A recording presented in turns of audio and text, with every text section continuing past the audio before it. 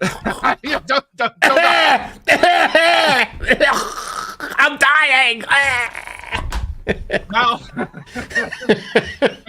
Like that, just like that, Lorebeards ended as fast as it started. Hello, everybody. I hope you can hear us. Yep. We are live everywhere, so that's great. But if you can't hear us, please make sure to let us know. Make sure to wave and yada yada yada yada. Hope you're all doing well. It's very exciting to see you all. Oh goodness. It's good to be back. I'm not dead. Honest, I am alive. So, are you all ready for what is hopefully going to be an extremely love-filled conversation as we... Yes, passionate. As we dive in for the second time into the End Times. The End Times, that lovely event that happened a decade ago now. It was a decade ago. That actually makes me feel a bit ill, because it feels like it was almost yesterday to me sometimes. But a decade ago, when Games Workshop decided that the best way to resolve the entire Warhammer issue was by pressing the big red button written with "Destroy" across it. Yeah, but doing it in such a way where they couldn't even blow it up right. Not only did it wear off into a new setting, but then they brought it back pretty much a little less than a decade later. The cat came back the very next day. So really goes to show the forward-thinking skills sometimes, GW. So I have a couple of small caveats before we begin. Number one, I am really not well. I may sound pretty well. I may appear relatively well beyond that whole, you're going grey, Andy, but I am really not well at this side. So if halfway through the stream I do this, just ignore me as I slowly melt into the corner. Nurglings start leaping up over my body and giggling and bouncing and generally having a lot more fun than me. I'm fine. I reckon I'll be fine for this entire stream, but do be aware if I slow down a little bit, there's a reason for it. But I am desperate to be back. I am desperate to be chatting, particularly because this is a subject that is pretty close to my heart. Exactly how did Games Workshop blow up the Warhammer world, and why do we think they could have done it better? Yep. And of course, we will be doing the whole usual thing of that. We'll be like looking throughout the comments and everything and just grabbing them as we see them. But when something like super chats come in, those we'll grab those at priority, just to make sure we absolutely don't miss them, and are giving proper thanks to the people that help support what we do. Yeah, so, indeed. Thank you very much. Yeah, indeed. It is. Any comment that comes our way, thanks very much. It's really nice to engage. Yeah, we really appreciate everyone taking time out of their Sunday morning, evening, afternoon, wherever you are, to hang out with us and just talk about nerdy shit. It always is a gift to us, which is super nice. Indeed, a joy.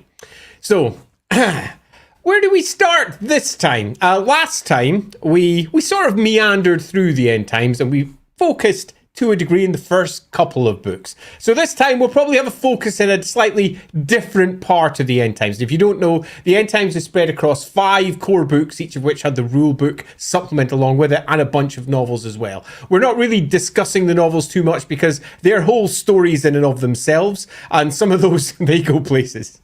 They go places. That is the way to put it. They go places. So today we're much like last time, focusing on the End Times books themselves. And because I'm the one that's very much sitting on the Nurgle side of things, like Glotkin himself is sitting upon me, I shall allow the dulcet tones of Sotek to lead us off, and I will sit in the corner making occasional heckles. Like an old man sitting at a comedy show who really doesn't like the idea of this modern newfangled jokes.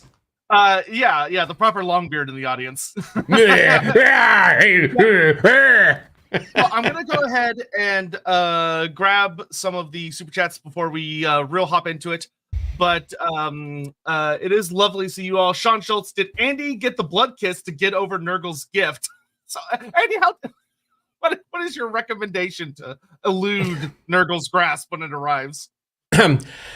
not having a soul in the aether and becoming, for example, a vampire is a pretty damn good way of, generally speaking, avoiding chaos. But as we will perhaps move on to, although we kind of discussed it last time, it doesn't really work according to the end times. It just doesn't work at all. So the end times has its own way of resolving these things. So sadly, I'm going to have to report that because of the end times, becoming a vampire wasn't enough. I had to go further. But if gun held to your head, if you have to pick a favorite end times book, which one would you pick? Oh, that's actually quite tough. I remember when I read the first time round, I was like, okay, interesting angle, and I didn't hate it. Then we moved into Nagash, and I was like, really? There were some choices there. Okay. Then we hit Kane, and I was like, what the? As I began to nerd rage pretty heavily. Then Thanquol came and it kind of grounded it all again. I actually quite liked large chunks of Thanquol. It both expressed some of the strengths and the weaknesses of the end times for me, because the strengths were there's some really cool stories that we could get some really cool resolutions for, and a particularly epic over the top way. And it grounded it in characters that we knew and loved a little bit better, and the stories were completely mental. So Thanquol at the moment, then we hit the end, and oh no, the end was pants. Yeah, so I'm probably going to drop on Thanquol if I have to go anywhere. I agree, but I will freely admit it's only because I'm an unrepentant lizard slut. So like, it's the Lizardman book, so that's where, and the Lizardman, 90% of the Lizardman stuff is really good in that book. Yeah, and I think that's actually the point. The fact that as a great Lizardman fan, you read that book and didn't immediately want to tear it up and throw it out the window shows in many respects its strengths.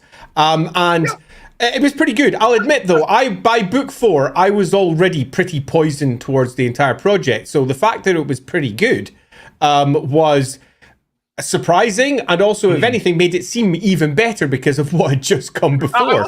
I almost feel like it had an unfair... Like, you know how if you ever watch a judging show, there's that concept of you always want to go after the person that sucks the most? Yeah. Coming up after... Like, I will say Kane is the worst book. Like, easy.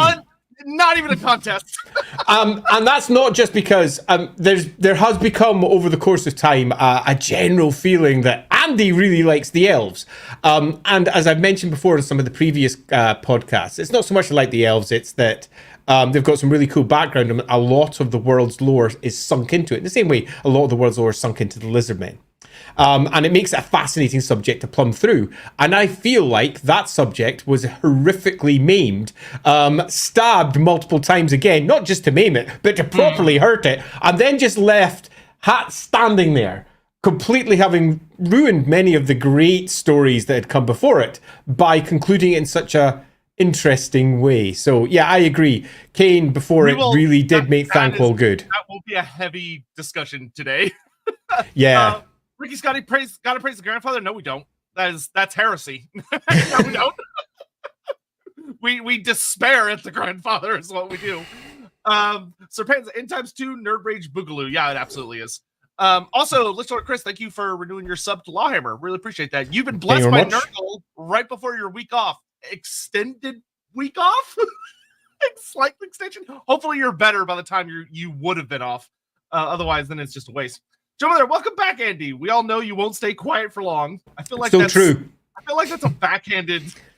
I mean, Joe, you're correct. I'm going to sit here complaining about being ill. I'm ill. I can't do anything. I'm totally wrong. While I shake my fist and start shouting about things and not shutting up exactly like I opened up the stream with. I'll be quiet and just let Sotek talk. But fucking hell. I feel like if Andy is seriously ill, a doctor has to put on, like, do not discuss Warhammer within so many yards of this room.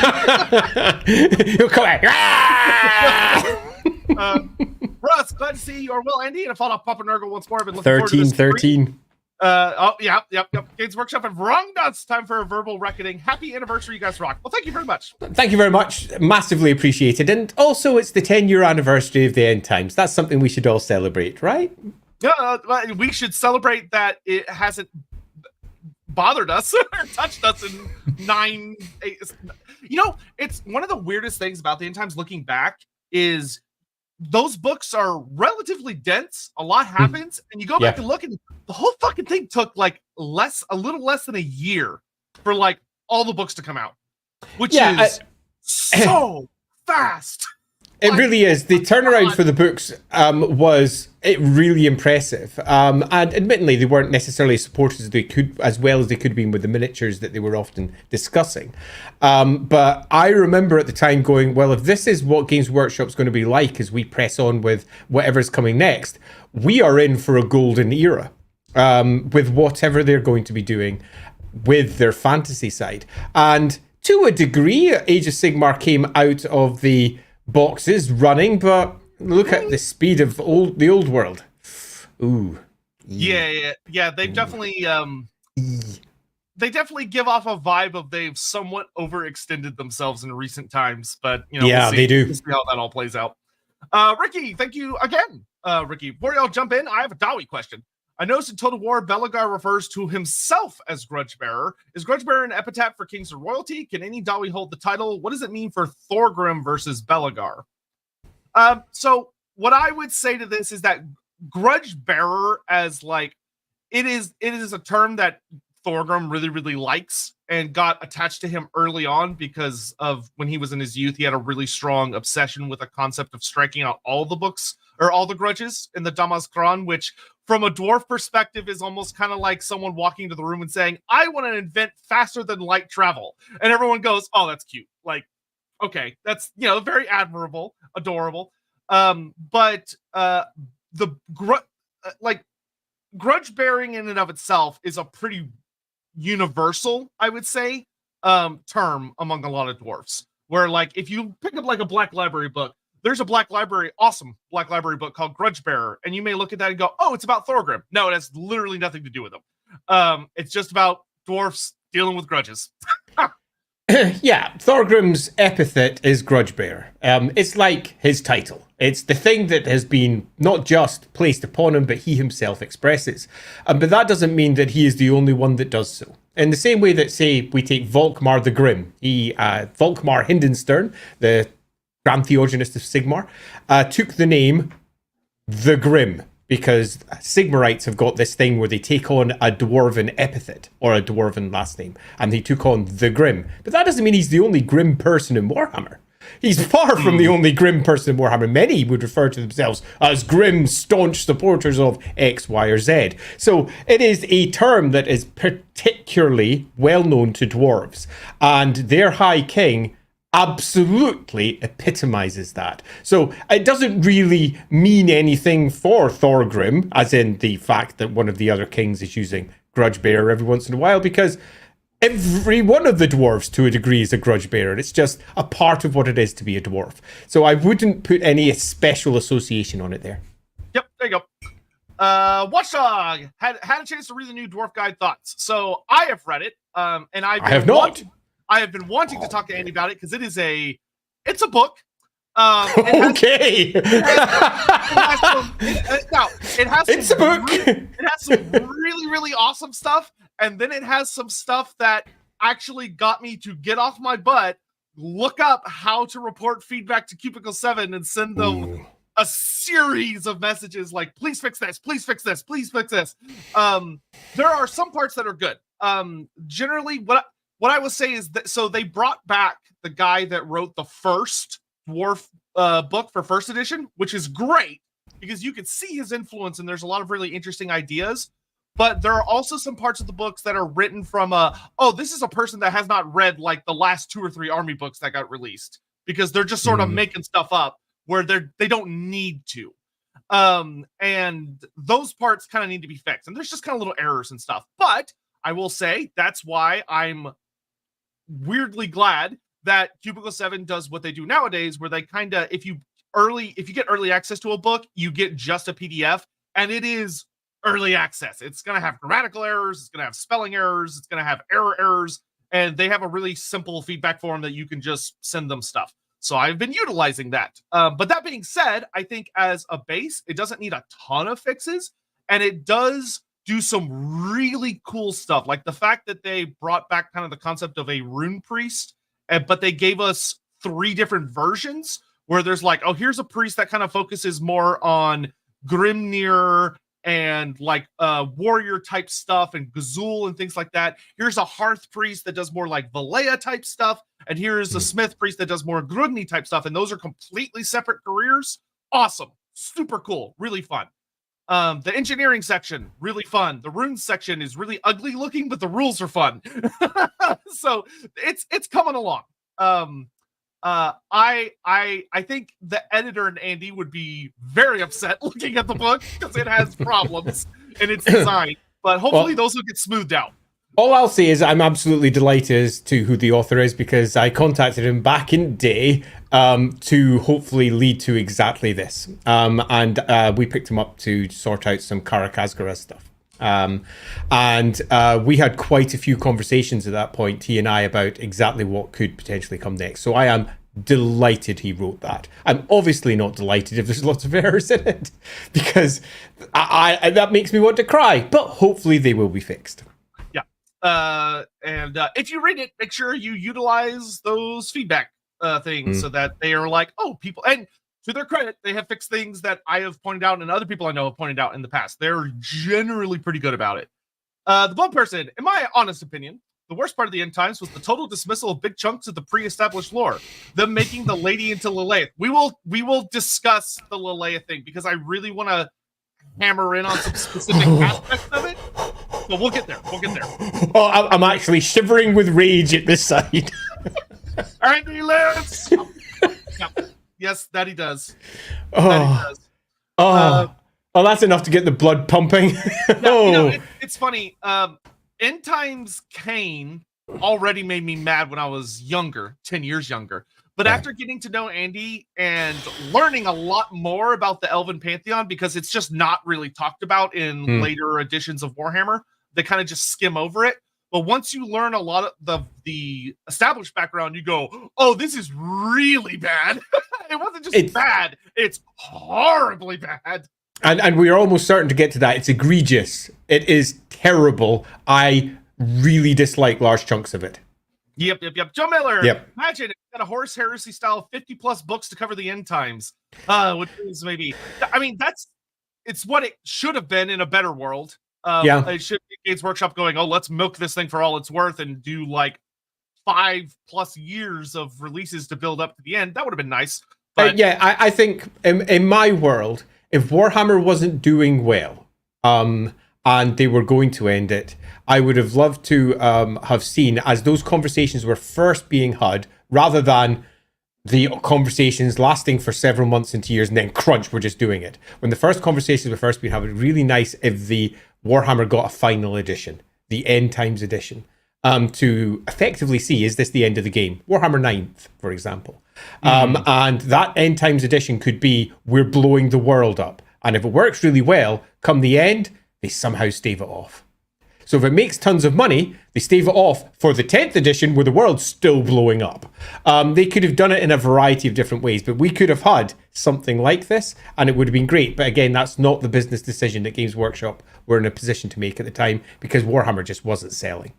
Yeah, and it's a whole weird thing to look back at in retrospect, because like if you go back and look, like when the end times first started happening, because everyone was like, oh my god, fantasy's like, something's happening, like the sales went through the roof, like everything sold out. It was impossible to get anything during end times Nagash, because everyone was just buying everything, and like people were playing games. Like my local hobby store like fucking exploded at the time of people, and like the new rules were like, oh, you can have like way more characters, and like there's a new magic lore and all this other cool stuff. And it was very exciting. I would say it wasn't until around about Kane that everyone kind of went, ooh, I don't know. I don't think I like this anymore.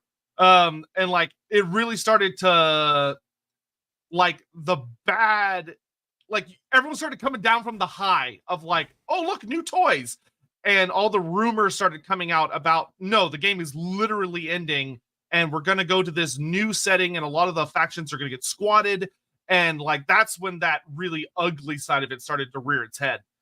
Agreed. I'll also say one other thing as well, that in many respects, this point that Joe makes is perfectly expressed by the book of the 5 that I think is probably the best, and that's Thankwall.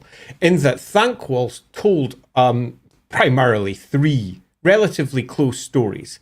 Yep. And those stories dealt with a few points in the world, and you looked at them, and each one of those stories was relatively well expressed. So rather than go boom, big, it was, here's this story, here's the story of Lustria, here's the story over here, the World's Edge Mountains, what's going down here, here's what's going down over in Nuln, and you take a quick look at what was being expressed there. Each of those stories, if they'd been embellished out into novels, would have been pretty damn awesome.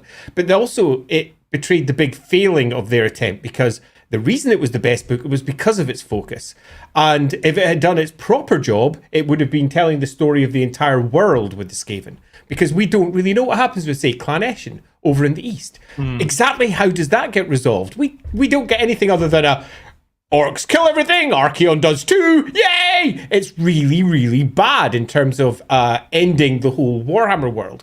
And that's because there wasn't enough space. So yeah, more space would have been good. Yep. Biofoot, praise and rejoice the return of Andy from the Lair of the Fishmen. Hope you are feeling better, continue to improve. As for a question, how might the Fishmen have improved the end times? I mean, just like Andy said, if they had zoomed out the focus and had like even just some fun mentions of like several cities being attacked by this sun's surge of underwater horrors, kind of bringing the like background promise of the Fishmen to fruition. Like, they didn't even necessarily need to be playable, but like they could have had like fun mentions of like maybe one of the Dark Elf cities gets overwhelmed by horrors that come emerging out of the underworld sea, or how like Nippon is dragged beneath the waves by like a horrid race, and there's like this big epic battle where Nippon and the Fishmen take each other out. There are fun ways they could have done it. Yeah, there's all manner of ways it could have been done. It doesn't even take that much space to give this, as you're making your way through the end times, big picture story. Whether it's the Warhammer map as a whole, lodged with weird things crawling up from the edges and little boxes explaining some random events that are coming in from around the world in different ways, where things like the Fishmen could have been mentioned. And they had been hinted at really heavily all the way through 8th edition. And to not see all of those hints have some form of fruition when you are dealing with the end of the entire setting was not great. I think Richard is saying if Leopold ever becomes Grand Theogenist dwarf, they will be the breast paintless. Absolutely. That'd be unfortunate. CEO of Necromancy, there's nothing better than listening to it work, maybe LAWhammer, than you two talking about the lore. Also, Andy, your suggestion about the relation between Slash and Ulrich is spooky, and I really, really love it. Yeah, go watch LAWhammer. There's weird heretical shit going on in LAWhammer, but it's really fun. We do love our heretical fun. Actually, if you're out there just now, just on the LAWhammer front, I'm going to pop a link over in. This is the link to our art competition over on LAWhammer. If you are feeling arty, and that doesn't mean just drawing pictures, it could be painting miniatures, it could be drawing some stickmen and making a fun cartoon, stickmen with moustache, of course, making a funny joke, even funnier, against an orc who's stickmen with, I don't know, big fangs. It doesn't need to be specifically arty, it just needs to be something fun. Go check it out. We've got an art competition, we've got some signed postery things that will be popping up for that over in LAWhammer. It's super fun, and we don't expect many people to enter because it's only our first competition. But if you have got a burning need to draw something, do go take a look. It'll be super fun. We're hopefully that'll be sorted by this time next month. So you've got a month, loads of time. Paint a miniature, draw a picture. It'll be super fun. Yeah, there's some cool little fun rewards too. Of some different prints that Andy's made and some signed stuff. It's I would heavily recommend participating. Thank you very much, Mr. Sotek. Ricky Chapman. On the last Genevieve book, here we go. There's a left turn. Gotta say, we love how odd the world of vampires is. With vampires in the open, goblins working with chaos. The whole Beast in Velvet book is nuts. It is. Old Warhammer. And whilst they did do an update to the book, it was relatively minor, an attempt to drag it into the modern vampire lore. She was made a Lamian, for example. But broadly speaking, the older Warhammer world is quite different to the LAWhammer world we get later. And you will find that there's a lot of fans of the older Warhammer world that still work and write for things like Warhammer Fantasy Roleplay, which is why when, say, for example, we get a dwarf book, you might find that an awful lot of it is solidly grounded in a lot of the old lore without necessarily being updated with a lot of the newer lore. And in many respects, the Genevieve books are exactly that. Doesn't mean they're bad books. In fact, I would argue they're some of the better Warhammer books. But you've got to go in with your eyes very open to the fact that some of the facts are going to be controversial. Yeah, I actually think they're a really good exercise in enjoying the lore and using your brain, critical thinking skills to try and go, how can I interpret the story in a way that makes sense with the rest of the universe as I understand it? And I think it's a really good exercise. Because and it's not too hard as well. It can be done. Yeah. Bilal's Hadassi, I super apologize. Is it Balash? Probably Balash. I don't remember what all the different things around letters do. Guys, American public education. Hey guys, happy to see you back. I'll start my new job tomorrow. Congrats. And this year I started to work on my own setting thanks to your streams. World building is fascinating work. Well, I'll say that while our streams are marginally helpful, I would really recommend checking out Rookery Publication streams for world building advice, because you will get bonkers fucking amazing advice. They have like just nice 1 hour streams for a lot of them now that cover. Yeah, we've got 134, I think, individual streams now, and we cover all sorts of topics in there, many of which do indeed include world building. So if you haven't checked those, do go check them out. Yeah, and you can find all the links down below if you're watching this over on YouTube, and Twitch spits them out every once in a while. Also, Lorebeards, thank you very much for the using your Prime sub here on the LAWhammer channel. We really appreciate it. Thank you very much. And, hugely appreciated. I feel for your starting your journey. It's a long trek. I think me and Andy did a Lorebeards episode that was kind of like more of a starter approach. Intro to Warhammer. Yeah, so I would really heavily recommend that stream as at some point when you have some free time, because this stream in particular, we're just going to be waffling on. You're going to go, what the fuck are they talking about almost the entire time? But we're glad to have you with us. Thank you for coming. Delighted. Ricky, goodness, Ricky. Number three, after learning about the Knife Ears lore, it hurts to look back at what happened with Lileath. Rage against insanity. Yeah, rage against the dying of the elves. Yeah, quite. Me, we're about to get into that big time. Necromancer Cobalt. First thing, I'm super happy Andy is okay. Second, what three factions suffered the worst from not getting an 8th edition army book in the end times? Well, okay, so I mean, the technical answer to your question of who didn't get an 8th edition book is literally Beastman, Scave, and Bretonia. None of them got an 8th edition book. Bretonia suffered by far the worst because they never got a 7th edition book. Yeah, Bretonia. 6th edition had a very different narrative style than 7th and 8th edition, which 7th and 8th edition were very close to each other. 6 was different, and Bretonia suffered a lot because of that. Yeah, 6th was almost the great rebalancing of Warhammer. So you had 4th and 5th edition, the Hero Hammer editions, if you prefer, and then 6th was the great rebalancing, where they brought everything back together again and rebalanced a lot. And I would argue one of the most balanced of the editions overall. Then 7th started dialing it back up again, and 8th went, right, we're free again, and they started creating all manner of new stuff. Meaning that 6th edition was the great rebalancing edition, and Bretonians never got that extra boost from 7th, or indeed the extra, here's the ton of extra crazy shit that you could have in your army that 8th brought along, because 8th very much went, we can start creating something new again, something that's perhaps quite unexpected on top of armies that we've known and loved for a very long time. I remember, for example, when Demogryphs first hit, everyone was like, what? No, Demogryphs, they're not real, they've never been in the Empire army before, what the fuck is a Demogryph? And people started getting really upset about it, except for the Empire players who were desperate to have something in their army that wasn't just a basic boring soldier, and they were like, oh yes, excellent, something new and exciting to paint. But 8th in particular added quite a lot of extra new, and poor old Bretonians super suffered for that. Yep. Hammond, gets hit in the head by Gelt. You hit in the head by more than just Gelt, but thanks, Gelt, for the coverage there. We appreciate it. The Singemeister, end times aside, what do you think of Josh Reynolds? So I'll say this about Josh. I don't hate any author because I just, whatever. They have good books and bad books. Josh is a great example of some of his books were really, really great. Some of his books had some things I disagree with. I will say, like, his Gotrek and Felix books, for the most part, really fun. Road of Skulls is one of my favorite Gotrek and Felix books. It good is book. Awesome. Really good book. I feel bad for him, genuinely, in that, like, just like seeing some of the things that happened in the aftermath of him talk about it, of the ramifications for the end times, because the end times is kind of one of the last times Games Workshop really was like slapping authors' names on larger books. And Josh caught a lot of shit because his name was all over several of the books, where he was credited with writing the first and the last of the end times.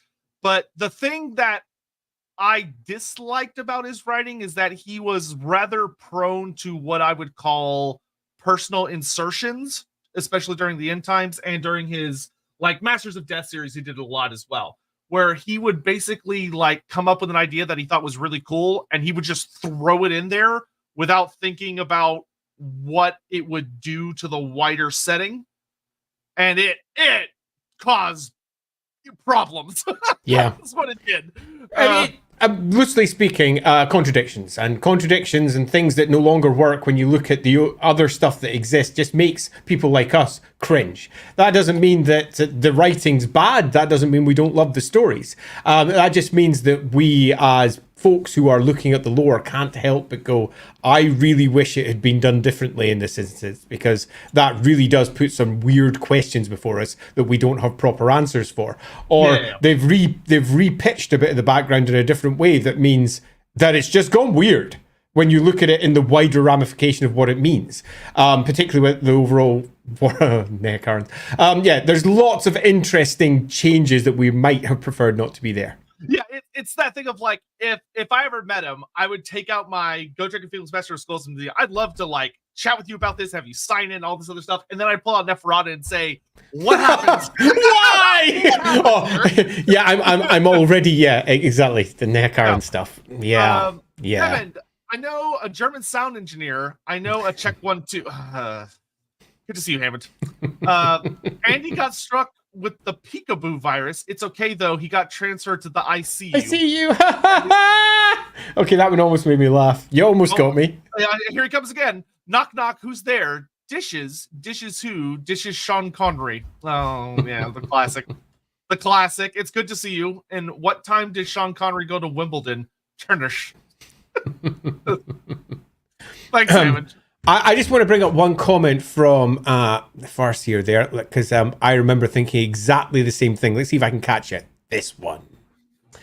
The demigryphs made me so mad that dragon princes have boring ass horses and nothing more magical to replace their dragons. So this was something that when the demigryphs were released, I immediately thought, and I agree with you entirely.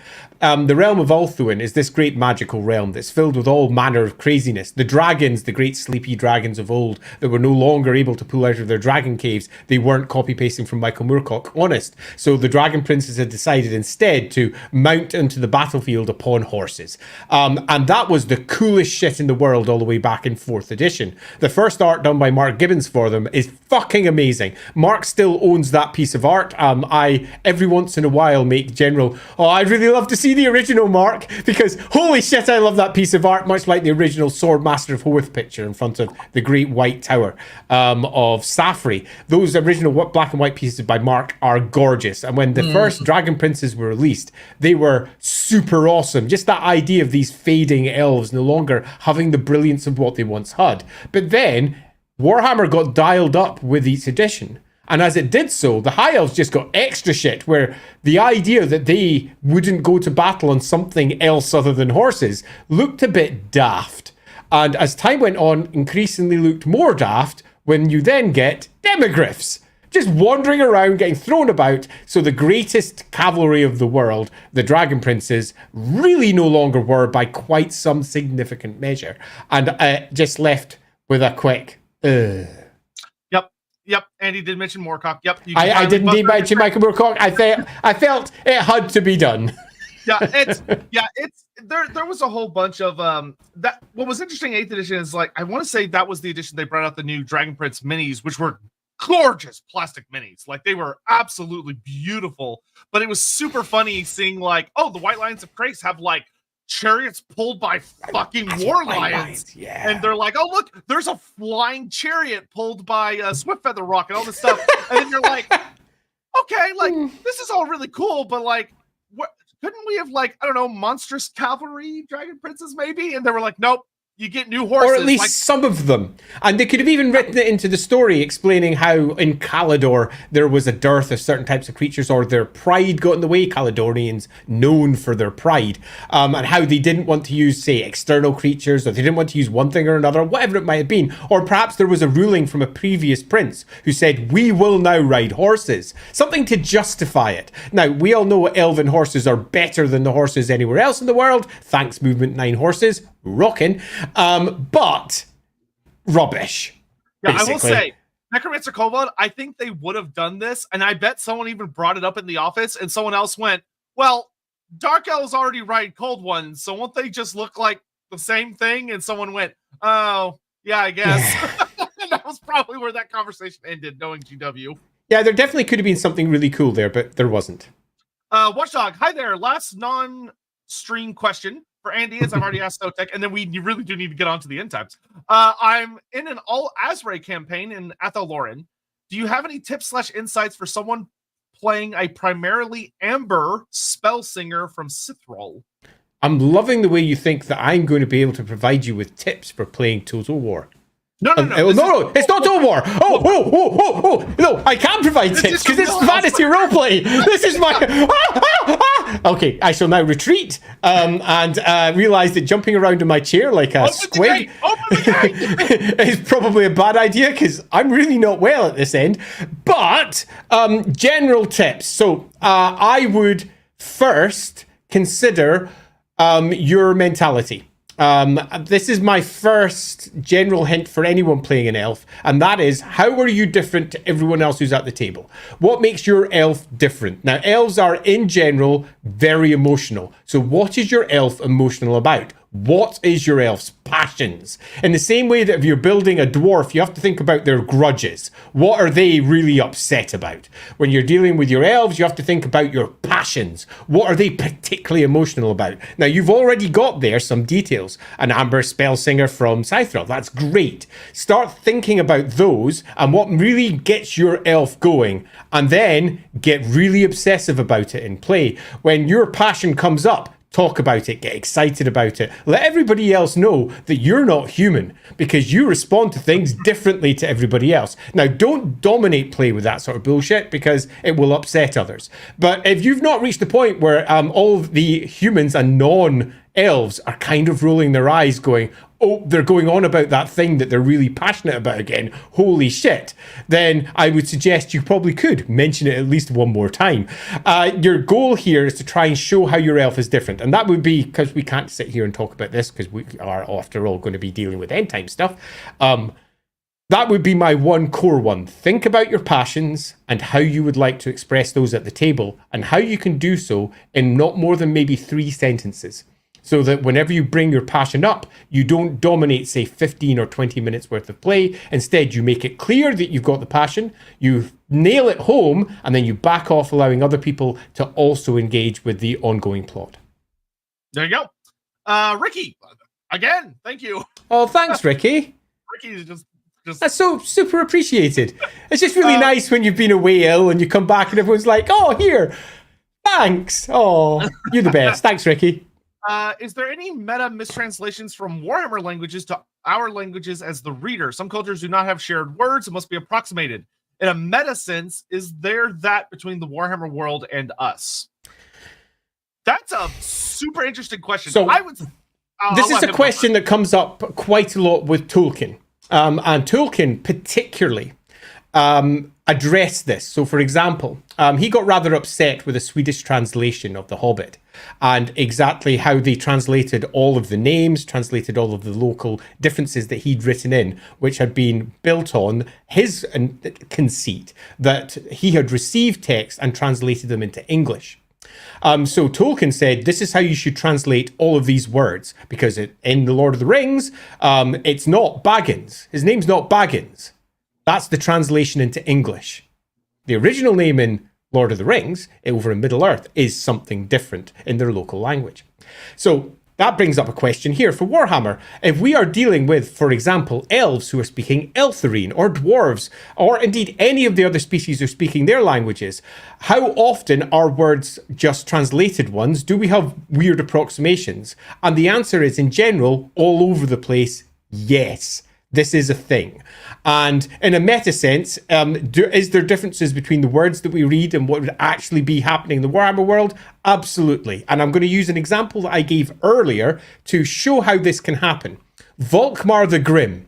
Everybody thinks that Volkmar the Grim is called Volkmar the Grim because he's grim. He isn't.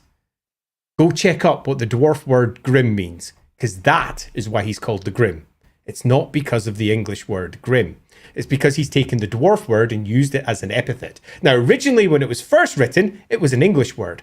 But when later writers came over and they took the original lore of the Grand Theogonists, where they all took a dwarf name, and then they had to marry it with the lore that got added on later, but Volkmar just got called the Grim, and Volkmar's not, oh God.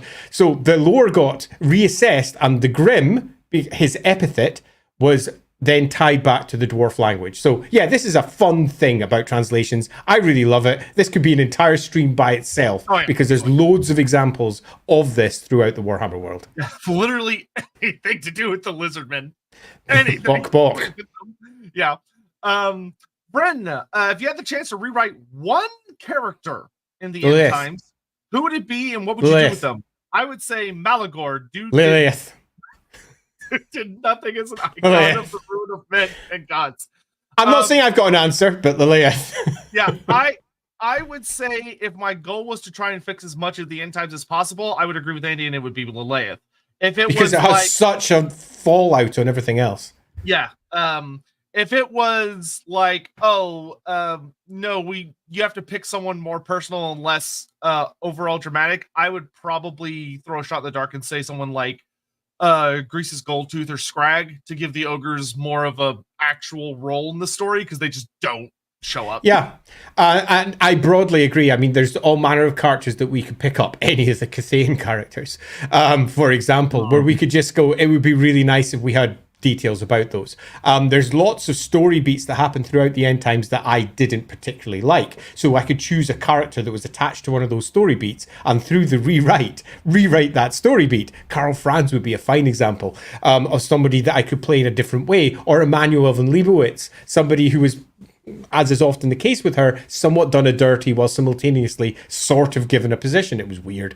So broadly, there are too many answers, but if I was to pick a single one, Lileath would have, I think, the biggest, broadest impact on everything else, because through rewriting Lileath and understanding what that goddess is, and then understanding the elven goddess as a whole, that then repitches the entire story as you then retell what the gods are doing. And that, I think, is a story that was not well handled. Yeah. So last thing I want to do is that thank you very much to Imajag for the 2 months on the LAWhammer Twitch channel. We appreciate that so much. And Holy Artist, thank you for the year on the LAWhammer channel. Wow. Oh, all right. So finally, the end times. It only took us 45 minutes. Well, hey, sometimes that's my intro. Yeah. And, granted, can you make us a stream telling us all Cetra titles? It wouldn't. I did that. I did that on the Cetra stream. Go watch the Cetra stream, and I actually did that. But thank you very much, Holy Artist, with the bits. I appreciate it. So, the end times. As you all know, we have had a part 1 where we mostly focused on Cain and Nagash. Nagash and Glotkin, and then we sort of very quickly towards the end of the stream just rapid fired our way through the rest of the story, because we were at that point in Lorebeards where it didn't occur to us that we could probably do multiple episodes on the same topic. We wouldn't figure that out until TarverCon much later. But Yep. but when it comes to the end times, there are a number of critical, I'll say, moments that really stick out that I want to call attention to, because there are bits about them that are fun to make fun of, but also ways that it's interesting to talk about what could have been, or maybe something good that came out of it in a few rare cases. So one thing that I reread before the stream, because I really wanted to reread it, because my memory on it was so hazy, is Cain. So Cain, for those that don't know, Cain is the third book. It's the middle book in the end times. I'm out. Yeah. I'm done. I'm going. But we can't hear you bitch from all the way over there.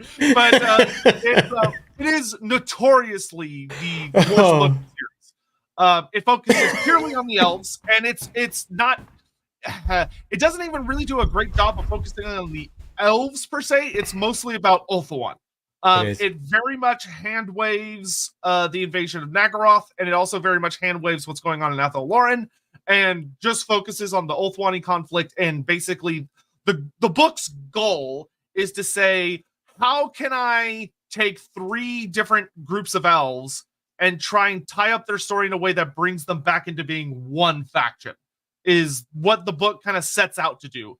And it does it in the messiest, weirdest way possible, while also making the elves unironically the bad guys of the end times. Because as much as everyone likes to shit on Manfred, Manfred may have been like the tiniest last little domino piece that went boop and caused like an explosion, but the elves cause so much shit to go bad. Like between like Teclis stealing the flame of Middenheim, which is a thing, and Lileath. Oh my god, Lileath. So let's start with Lileath. Where are you gonna start? We just gotta get her out of the way. So Lileath. Before the end times, the important thing to know about Lileath as the character that she was initially designed as, Lileath is the goddess of the moon. She's often one thing that's a little weird about her, she often has some kind of stuff to do with prophecy, which has some overlap with Moray Heg.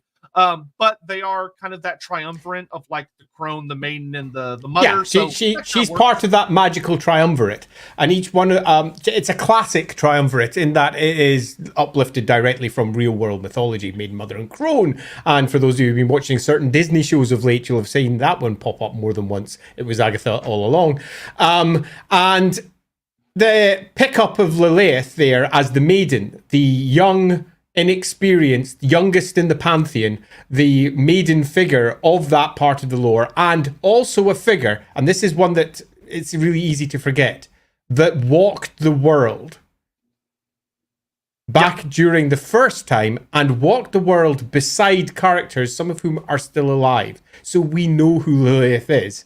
And then turning Lileath into something a little bit different, meaning that all the elven memories, suspect. There's a couple of things that I'm going to say that are cool things they could have done with Lileath. Of like, so some established lore that she had before the end times. Of like, Lileath gifted to the elves 3 great powerful artifacts. She gifted them the Star Crown, which got shattered into some pieces. And if you play Total War Warhammer 2, the High Elf campaign revolves around reassembling that crown. Then there's the Moon Staff, which is to this day wielded by Teclis. It got passed around a bunch, but Teclis is the current wielder, and it is a hilarious item because it allows Teclis to basically say, "No, I win" against characters that he otherwise would really struggle to defeat.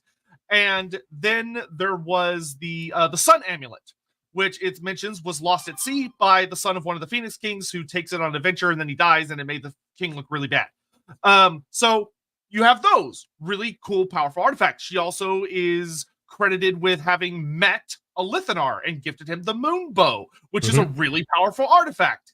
And there's fun stories about how Lileath plays an interesting game of trying to kind of obey Assuran's laws of not being too interactive by using dreams. She appears in people's dreams and is able to interact with them and give them things. So she's a really active character. That's the really important thing you need to understand. This is a character that the elves know because she's busy. Yep. She's very busy. Erloth runs into her and has like a really cool story where he has a dream of protecting her from a demon. She gives him a blessing. So she shows up all over the place. Cool and character. it's also worth noting that she's a character that's strongly associated with some core Warhammer stuff, like Mansleep. She is strongly associated with the moon. She's strongly associated with that great crescent moon. Whenever you see crescent moon stuff in Warhammer with the elves, and there's a lot of it, that's to do with Lileath. And pretty much anything that says the moon deals with Lileath. She is an enormously established character, and she's also established within the pantheon, as in who her parents are, where she came from, exactly who she is. So until the end times. Then the end times shows up, and the end times looks at a good, I would say 15 years at least of solid, consistent characterization and said, nah, fuck all that. And it took Lileath, and it took a much lesser known character, Ladriel, who gets mentioned but is always left very mysterious, and says, these are the same person now. Which, as Andy will, Andy, could you tell us who Lileath's mom is? So, Ladriel. Ladriel is given very little detail in the books, but she's given enough that we understand who she is. Ladriel was the queen consort of the Emperor of the Heavens, the divine Azurin himself. He who is the judge, the bifurcated mask-wearing, Anarian empowering god of all the gods, the one that stood apart from the two split halves of the Elven court and lay as both king and judge over them. And Ladriel was the mysterious queen that sat beside her. And when the great war against chaos happened, she was a core component of that war. And come the end of it, was the only god that Azurin allowed to stay on the Warhammer world, manifest and material. Ladriel was there doing Ladriel things. Now, she is the goddess of shadows and mist and mystery because she herself is a mysterious figure. She's kind of great. And without going into any great detail, for those of you who know your Bretonnian lore, she's almost also behind the lady over with Bretonnia.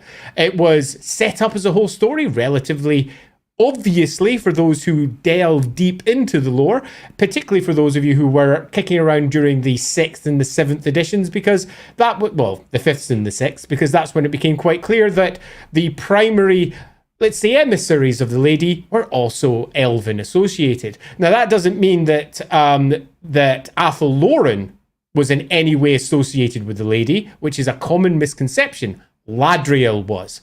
Ladriel, the goddess of mists and shadows, the goddess of lost things, the goddess who walked away from her husband to go and do stuff because her husband banned everything and she said no. A particularly powerful deity that no one understood, and had established children and had an entire pantheon beneath her, and someone who chose not to rule for her own reasons.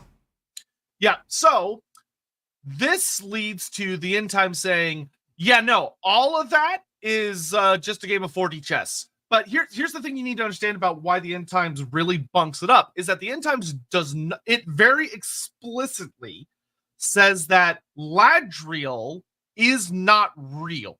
So Lileath's mom, so they could have, if they had really wanted to, pulled a thing of like, oh, Ladriel disguised herself as Lileath for various events. And you would have gone, I can understand how that works. But instead they went, no, the daughter pretends to be the mother.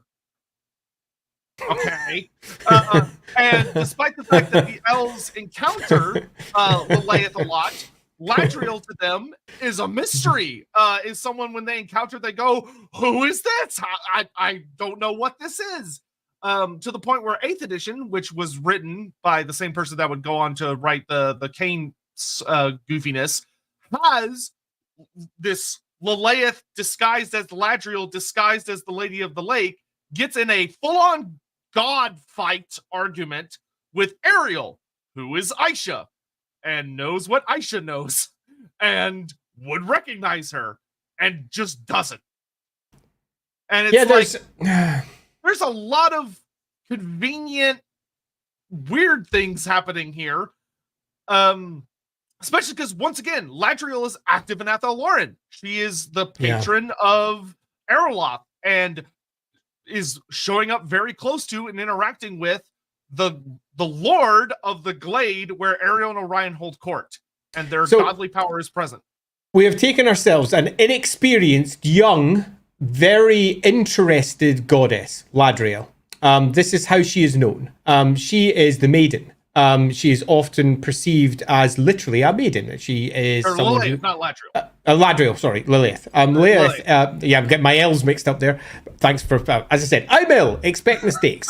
So we're taking ourselves an established goddess, Lileath, who is so established that she's been speaking to everybody because she herself is inexperienced and foolish and refuses to accept what the laws that have been handed down to her are. She's deeply into her magic. She is known to have been deeply upset when Azurin stated his laws saying that the gods had to leave. That was it. It's the end. The gods are leaving the Warhammer world. She did not like this. She did not like it at all. There was only one goddess who hated it more, and that was probably her mum. Now, you might go, isn't that Ladriel? There's conflicting stories. In some stories, it's also Isha. Isha is often marked as her mum. Now, does she have a little bit of confusion as to where she comes from? Yes, Ladriel has different stories by different authors. Look, Lileath. Get my L's mixed up again.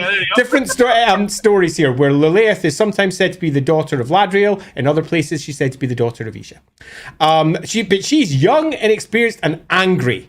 So she constantly imposes herself on the elves in a variety of ways, where Ladriel is this distant figure who vanishes from elven stories because she's off doing other things. She's not mixing up with the elves anymore. She's doing other stuff. In particular, for reasons that are never made clear in any of the books, she had dropped down hard onto the Bretonnians and had hung about over in Bretonnia, setting up an entire, very complex, very odd court.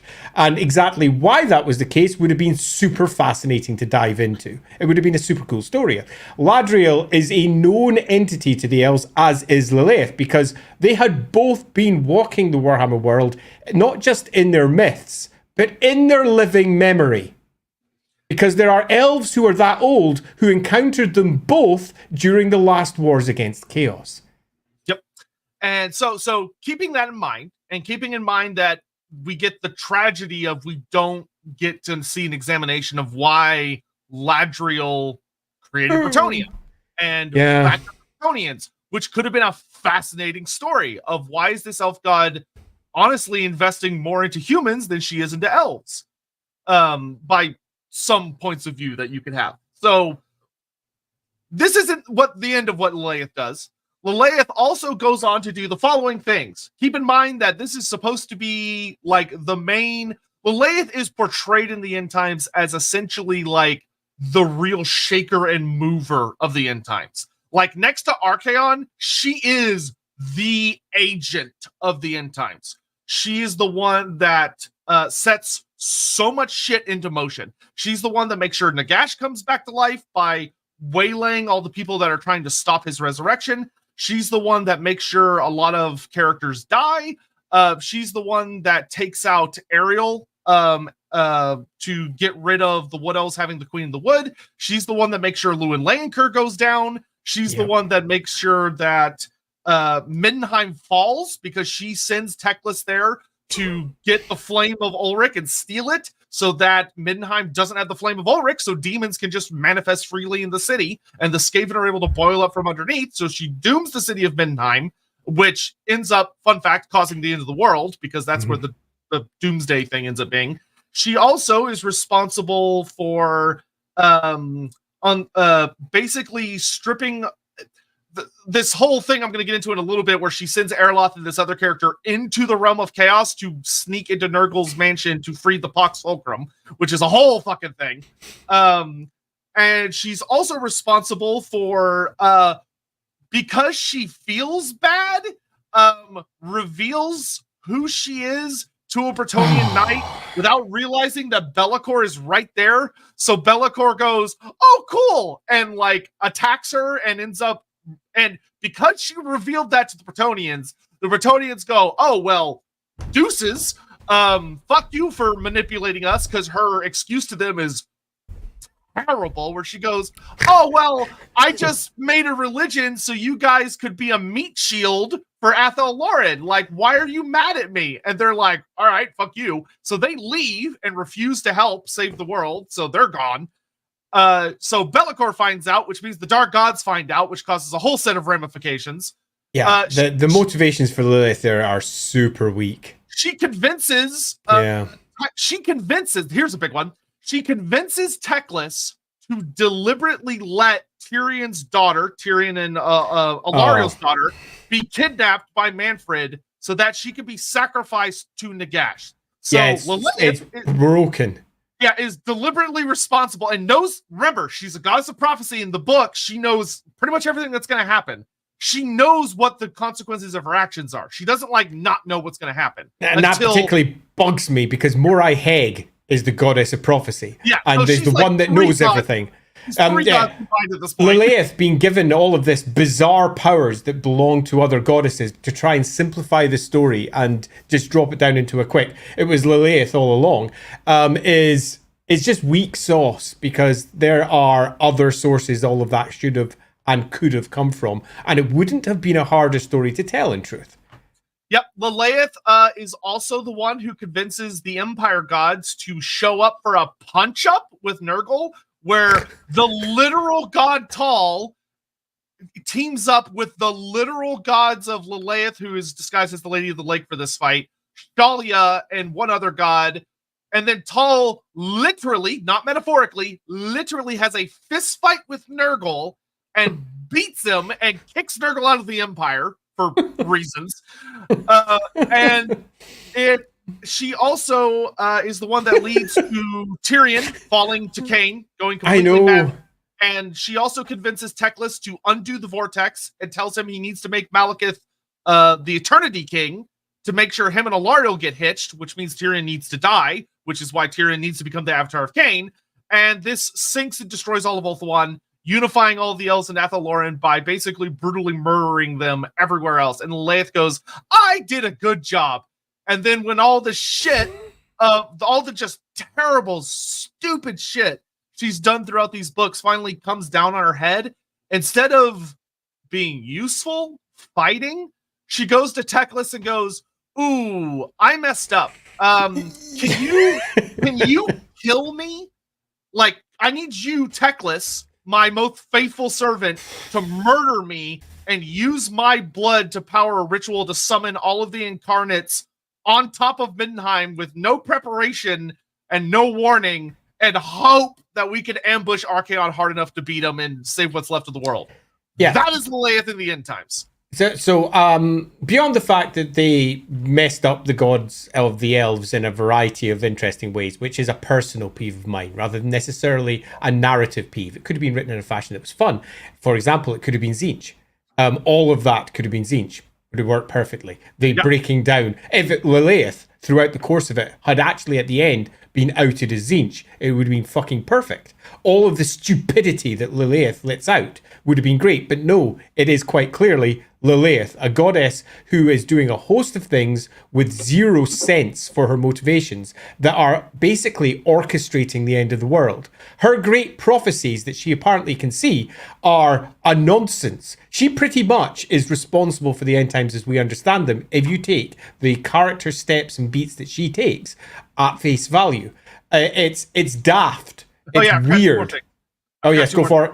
So this is the last really important thing. She also she shows she's talking to you haven't discussed her realm of the elves that she made yet. So that's what I'm about to bring up. Is that what you're about to bring up? Okay. So the first thing she brings up is I think she's talking to Teclis, and she basically says, by the way, the history of this world is that there was another reality, like a completely different universe, where the dark gods were, and they won a war and they killed everyone but like 12 people or 20 people, and that's us. That's the Elven gods. So the Elven gods were the survivor of an alternate universe that managed to sneak away to this created universe, and we made the entire universe. So we made this universe, we made the planet, we made the lizardmen, we made the old ones, we made everything. We are first, not the old ones, us. So we created the dwarves, we created humanity, we did all that shit, and we made this world. and then chaos followed us here. So I think what I'm going to do is I'm going to purposefully destroy this world and let chaos win, but I'm going to do it in such a way that I create a secret new universe where all of the Elven dead will go and the dark gods won't know about it.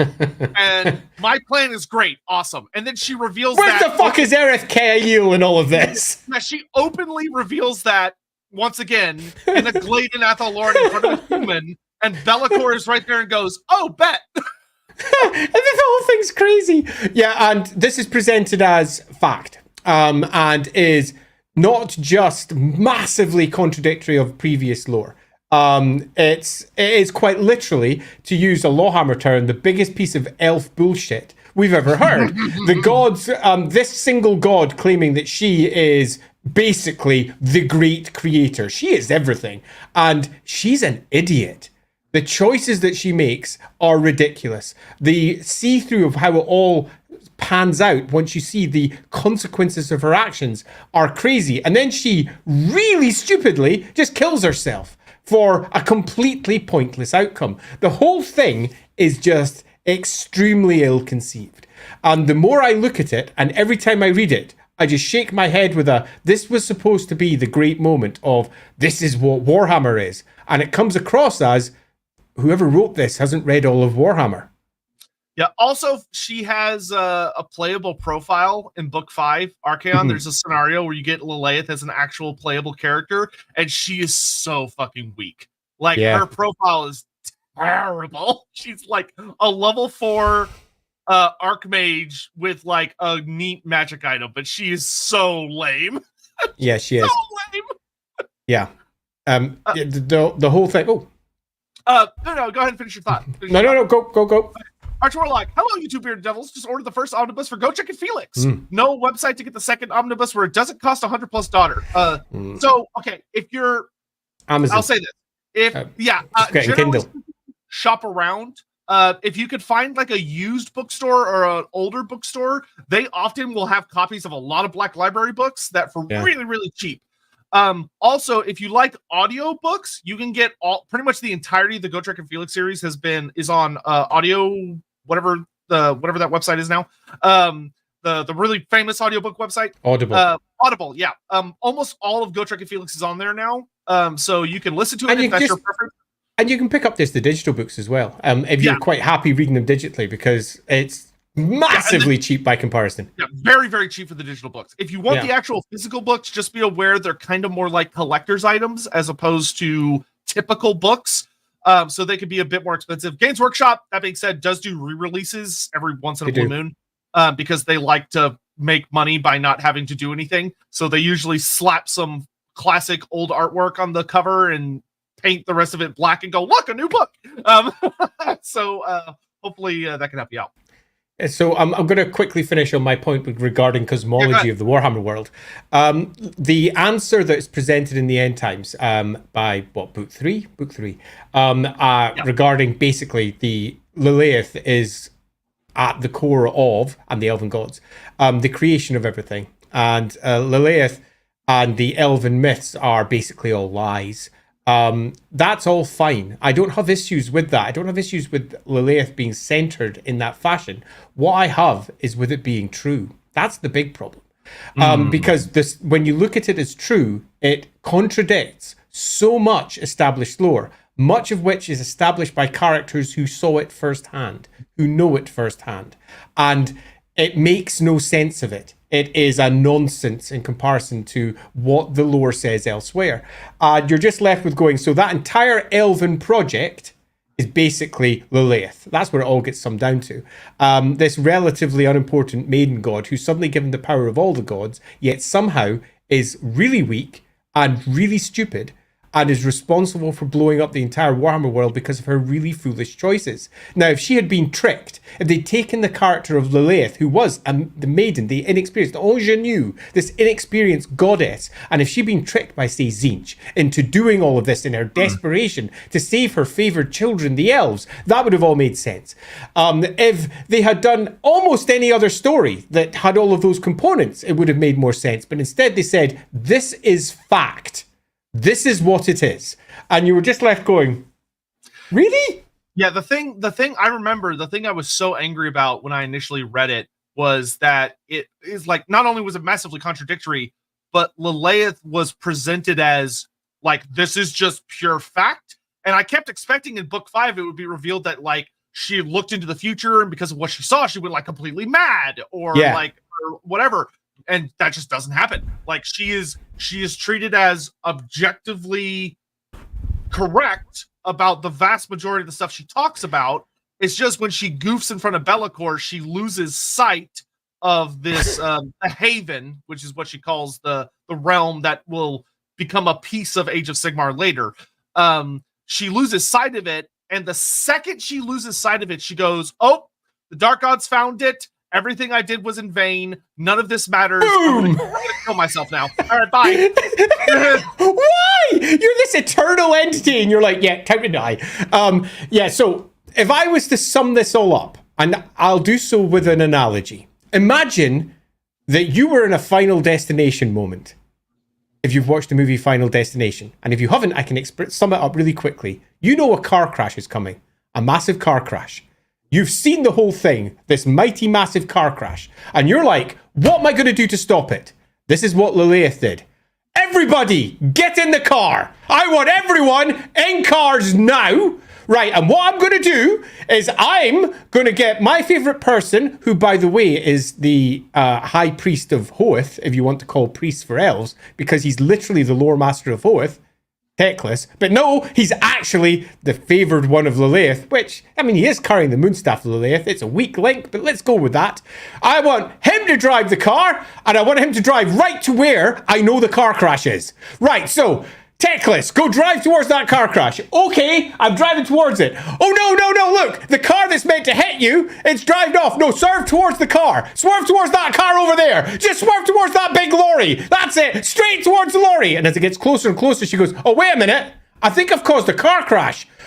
I'm gonna jump out the car! Ah! And she jumps out the car and dies, leaving everyone going, what the fuck? As everything piles in them and it blows up. And she crashes and burns, everything blows up, and everyone's like, what the fuck was Lileath doing telling us to drive towards the thing that she said that she didn't want to happen? What the fuck is going on here? I was trying to create a realm for the elves and it all went wrong! I just remembered something extra spicy. So, y'all remember, right, how Andy was talking about, like, the elves, like, encountered Lileath, they encountered Ladriel, there are elves that would recognize them. You know, I talked about how Ariel would have recognized them. Orion, depending on what form of Orion, would have maybe recognized them. But here's the real best part, right? Lileath does get recognized. But does anyone want to guess what character goes, that's not... what a character looks at her and goes, wait a minute, that's not just Lileath. I also know that's Ladriel, which means that's the Lady of the Lake. Does anyone want to guess who the character is that figures out Lileath's whole fucking thing? You go, oh, well, it surely must be an elf. Nah, no, it's genuinely the one smart character in the whole setting. It's fucking Manfred. Manfred von Karstein looks over and goes, wait a fucking second, and recognizes her. Manfred! Yeah, it's... So, not to dwell upon this for too long, because it does make us angry. It's a bullshit story. Bullshit story. So, hilarious. Like, that amuses me to no end. Okay, we gotta get caught up with super chats here. Merry be they lore masters. I look forward to enjoying some Halloween RPG adventures. Be granted a small boon of coin. Well, we appreciate that. Thank you so much. Thank you. And, appreciate it. Yep. Poxy, greetings. No questions here. Just want to say big thank you for all your work and all the inspiration you've given to run the enemy within for my own group of friends. Cheers. Oh, delighted to hear that that's going well. I hope you've been watching the LAWhammer episodes. Yep, I hope you have a lot of fun with it. Don't be afraid to change things to tell the story you want to tell. Damn straight. Because I'll tell you, so I have been reading The Enemy Within as the group that I'm a player in. We finish certain parts, and reading the intended end of book 2 after watching LAWhammer and experiencing what my group went through, which is also very different. You read the end and go, what? That's what was supposed to happen? What? So don't be afraid to change things, but also feel free to use whatever you want. You might read and go, oh, that's really cute and fun. So it's whatever you want to do. Also, Dark Deans! I saw you. Yeah, and just to slide that in there. If you really want to support us, do go buy a copy. You can buy it now from Modiphius. Because, seriously, it's the most fun you can have with your friends. Honest. I took that game to a party, and it was really popular. A lot of people really enjoyed it, even though I'm mad at a friend of mine who somehow, I don't know how he did it. We played a whole game. He had a card and was like, oh, this is my first card that I scored. And I was like, okay, you set it face down on the table. And he goes, okay. By the end of the game, that card vanished off the face of the earth. I don't know what happened. So that just means I have to buy another copy. But yay! I mean, boo! Yay! And I'm just, luckily, it's not an important card. It's just like one of the random little dudes. So I'm gonna give that copy away to a local store. They can use it for like one of those like breweries that has board games for people to play. Watchdog, realize or wanted to. I don't know what this is this is probably in reference to something stupid we said earlier. This was from 20 minutes ago, so thanks, Watchdog. I don't know where we were rambling at that point. Michael, hey, what book did the Tall versus Nurgle fight happen? It was part 2 Glotkin.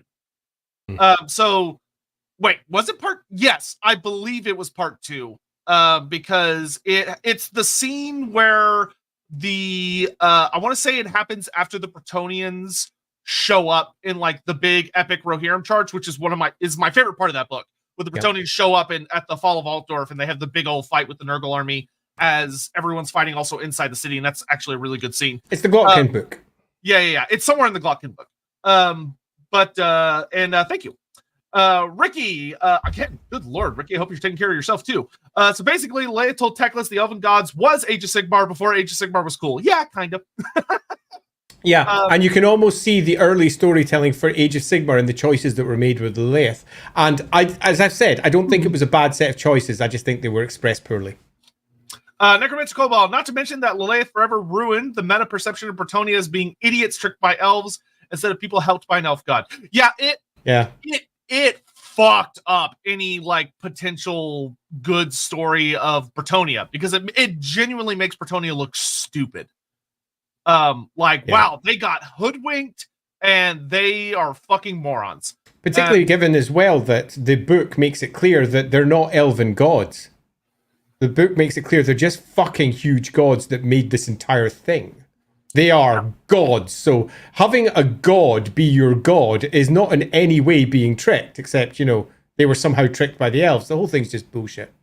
Yeah, it's a whole super silly thing, and Bretonnia got super shafted. Holy Artist, Manfredi saves the night. He tries. Yep, he genuinely tries. Manfred saved the Empire. No one ever fucking gives him credit for that shit. 3079. You forgot to mention she was also Sigmar.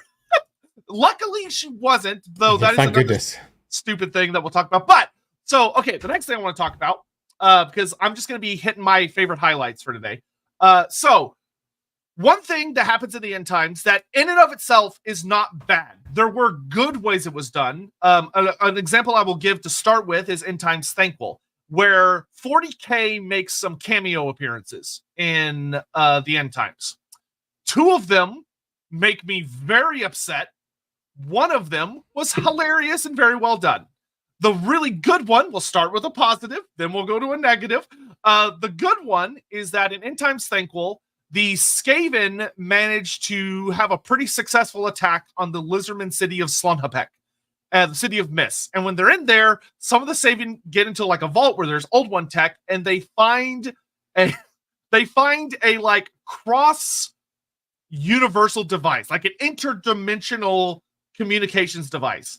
And what literally happens is the Skaven just start slapping buttons, and they manage to turn it on.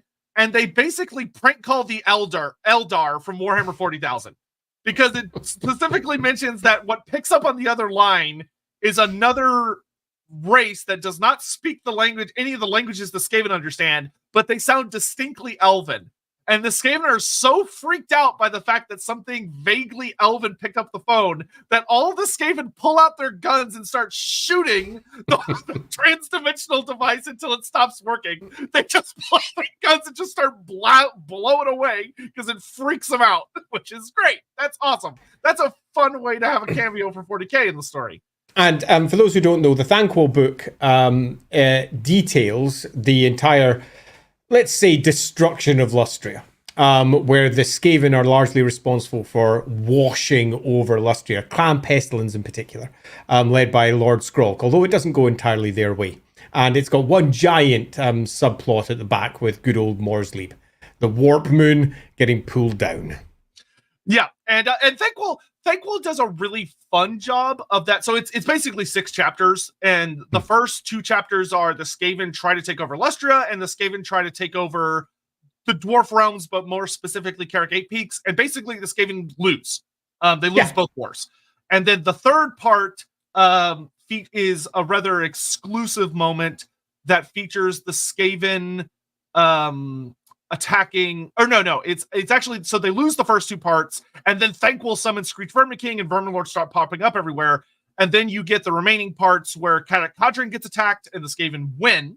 Yep. They attack Carrick 8 Peaks again, the Skaven win. They attack Lustria, where they sort of, yeah. It's more of a Lustria is minced. Yeah, Lustria is obliterated. It's completely minced. Yeah, it goes bad for Lustria. Yeah, Clan Pestilence just happens to also be standing there.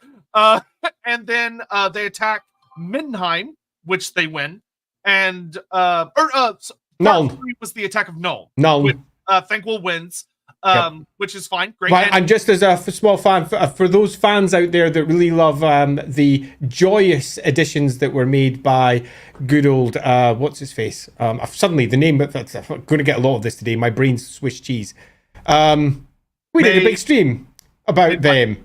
Them. That's how good my brain's running right now. Felix? No.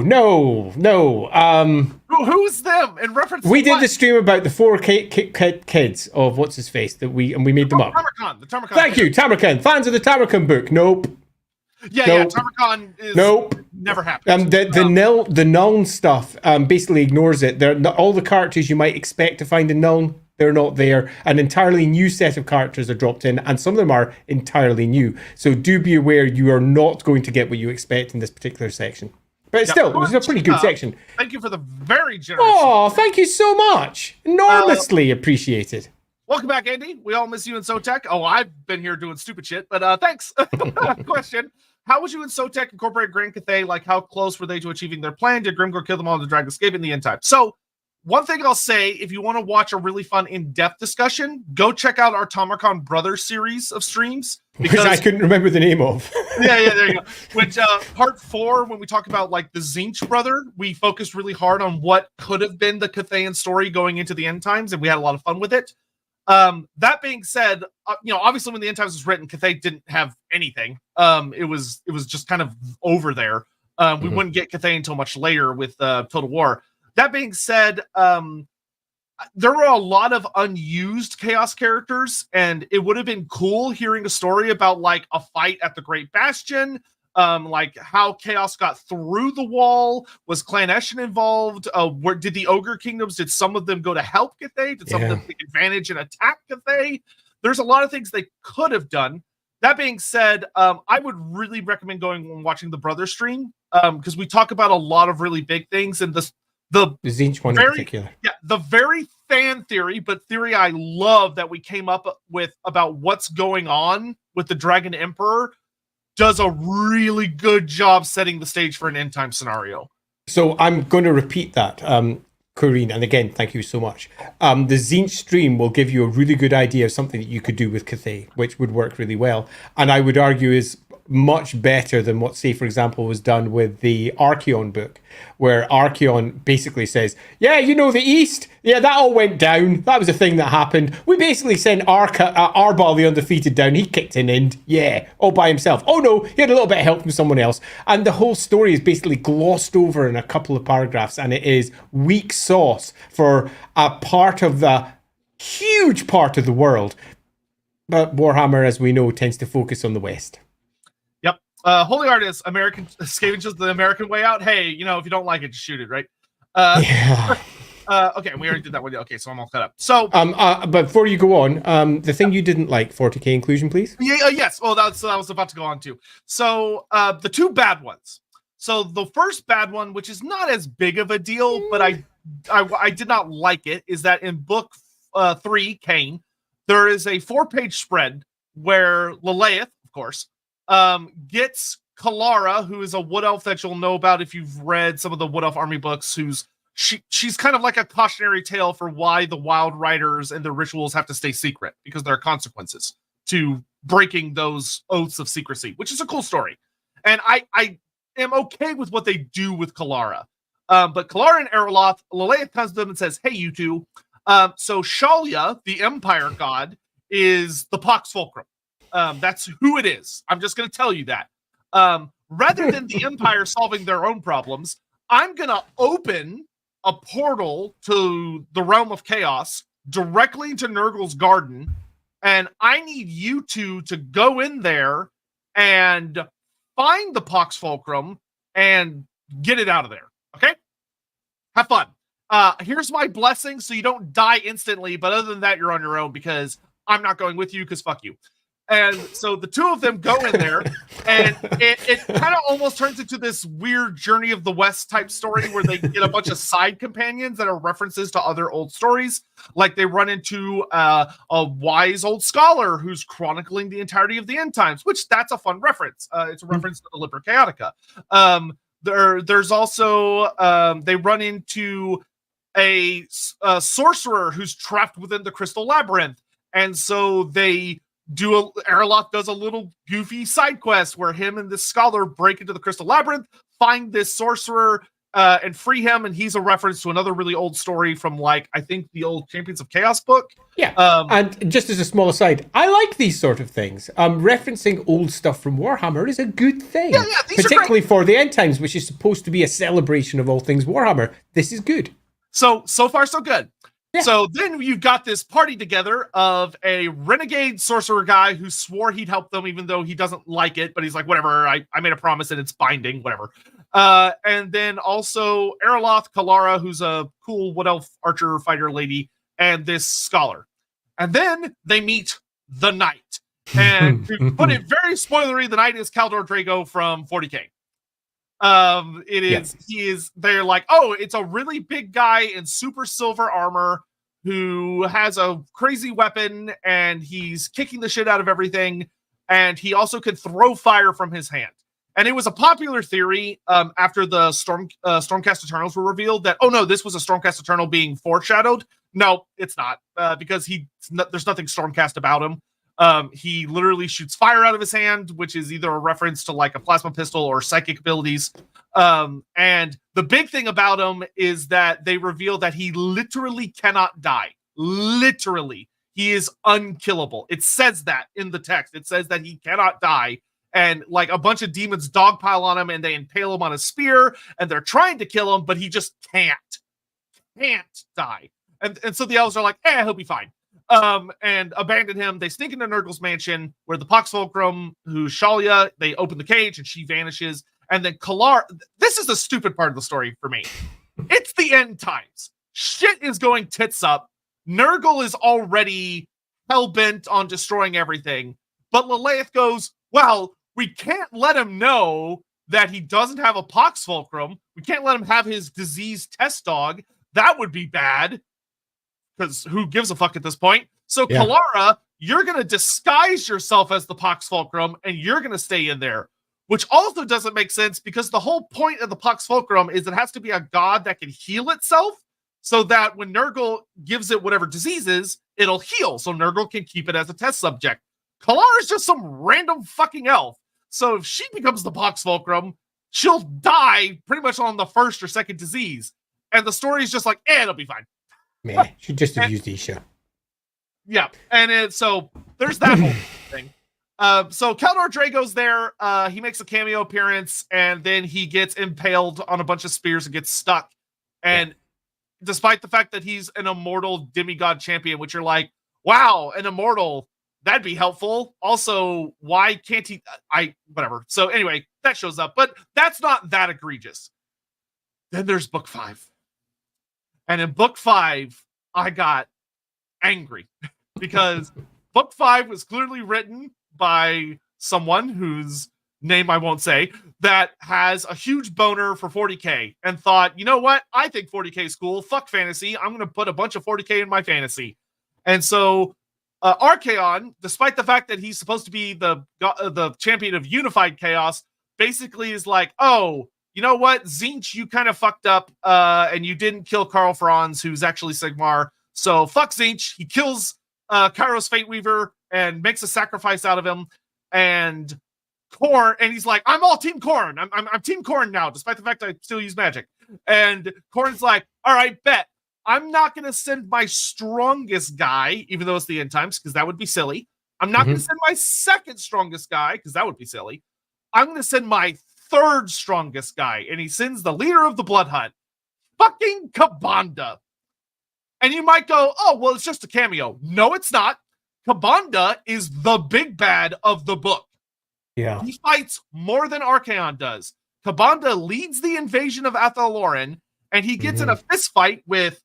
So to put it in reference how many characters he goes toe-to-toe with as the big bad, he fights Durthu, he fights Emmerich of Calidor, he fights Malekith, he fights Tyrion. They all get teleported to Middenheim, where he also gets teleported for some fucking reason. Because Teclis fucked up the ritual that bad, I guess, where he teleported a magic-resistant bloodthirster. He then fights the new Incarnate of Fire, which is the leader of the Phoenix Guard, Caradryan. He kills Caradryan. So Kabanda kills the Incarnate of Fire for the second time. He then goes on to proceed to beat the shit out of other Incarnates and is just flat out winning until Sigmar finally shows up with Golmaraz as the Incarnate of Heavens and bops him once with the hammer and insta-kills him. What the fuck? Oh, that whole fight. So I don't actually have a problem with this. I have a different problem with it. So do I have issues with... Our brand is right there! Yeah, I do have an issue with that. The issue, as I see it, isn't that we are using demons that have been mentioned in 40k and bringing them over. Using demons in both settings is an established part of the lore. The elf killing beauty of Slaanesh is both in 40k and over in Warhammer as well, and that's just how it all runs. True. That doesn't bother me. What bothers me is bringing in a big bad that's not a big bad of Warhammer. That's what it should be. This is the end of Warhammer. So what we want to have is a character who's intrinsically linked with the Warhammer from the beginning all the way through right to the end. And Nakari, for example, is an example of one of those demons who has both been in 40k and Warhammer, our elf-loving Nakari. Why wouldn't we be using it? That's a better choice than, well, yeah. To be clear, my big issue with Kabanda is not Kabanda. It's that Kabanda, to my knowledge, has never been mentioned in Warhammer Fantasy before this. No, again, it might be wrong, but I have literally no recollection of his whole popping up thing anywhere. His whole thing is that he's butt buddy enemies with Sanguinius from 40k. Yeah. He's got a whole thing with like the Blood Angels, which is fine. That's great. But for him to be the big bad of the finale of Warhammer Fantasy when he has no prior Warhammer Fantasy lore was so fucking obnoxious. Yeah, it was. It was a poor use of a pretty cool character. In no way do I find myself upset that the character is there. That character, I'm cool with it. That character literally being there in parts of the fights is also cool, because Khorne pulling in all of Khorne's stuff for the end of the world. That's great. But making it the focal character is just bad storytelling. Yeah, if it had been like, oh, look, there's Scarbrand, the big bad of Khorne, and he's leading a trio of bloodthirsters, and one of them happens to be Kabanda, there's a cool cameo. But the fact that it's like, no, it's Kabanda is the guy. He's the big bad. And like, despite the fact he's the big bad, like they're like, oh, he doesn't have like a mini or anything. He's just use one of the regular bloodthirsters. And then Games Workshop was so obnoxious as to, in first edition Age of Sigmar, one of the earliest things they did would go, oh, by the way, here's a brand new Scarbrand mini. based on our new Bloodthirster minis, and Scarbrand is the big bad of first edition AOS, and you go, you could have set this up. You could have had this as setup. You could have had Scarbrand as this horrible, unstoppable monstrosity in part 5. And then for people that are watching AOS first edition, they go, oh shit, Sigmar doesn't have Galmaraz and he's not taking the battlefield. How are they going to stop Scarbrand? And you go, okay, there's a story there, but they didn't fucking do that because someone had too big of a boner for Blood Angels. And it makes me so mad. Yeah, it's not a good choice. In fact, I would argue pretty much the entirety of the last book makes a whole host of not very good choices. But that one I found quite egregious because at this point we're tying up Warhammer. This is the bow that they're putting in place to say everything that Warhammer is now being summed up in this book. And how are we going to tie up Warhammer? By taking a 40k character, a character known for 40k, and making it the central bad guy. Nah. Nope. Wrong. Uncool. Do not like. Oxycutter, yeah. He wasn't released at that time, but yeah, his sprue was made the same time. You can tell he was made by the same sculptor and everything. I don't know why they didn't release it for that book. It would have been made so much sense. Who knows? Zar94, I can't sit through the whole stream. Thank you for the very generous Zar. Just wanted to pop in and say I will never forgive Games Workshop for what they did with Cetra and Khalida. Just let them die in a badass final battle against their sworn rivals, especially since they're not Age of Sigmar. Yeah. In fact, I'm going to take that comment and I'm going to take it slightly further. This should have been the core conversation at the beginning. What is each one of our core locations and core factions? What are their core antagonists? And how can we tell a cool story with that? For example, we don't go with Thankwall and say we're going to use the Skaven to bring down large chunks of the Karakankar and the dwarfs. Yes, they're part of that war. And yes, they've long been part of that war. But they are not the primary antagonists of the dwarfs. That's the greenskins. So the greenskins should have been the core component of bringing that down, if that's the story that you were looking to tell. In the same way that if we're looking at what is the core bad guy for bringing down Warhammer, it's Archaon. And that is the character we should be focusing on. And Archaon bringing the great powers of chaos to heal, and then that heal breaking and chaos going wild at the end and possibly killing Archaon because he's the ultimate fool, the ultimate puppet. And that would have been perhaps a better way of resolving that. But we should be looking at each one of the individual factions and saying, what can we do to give them the best send-off or the best, fucking awesome moment? And here, Cetra and Khalida, the entire story there. Yeah, so we're going to talk about in a minute the issue the End Times runs into of kind of like broken promises, which we'll talk about in just a minute. Holy Artist, Keldor Drago used a power sword and shield and didn't have any other weapon as far as I know, and he's not a psyker, so he shouldn't be able to do war magic. Yeah, that's cool and all, but welcome to the End Times where the writing is inconsistent. They don't give a shit about established stuff. So you're big... Because he literally can't be anybody else. Because if he was a Stormcast, when he got stabbed, he would have like blown up into lightning, and he wouldn't throw fire. He would have thrown lightning.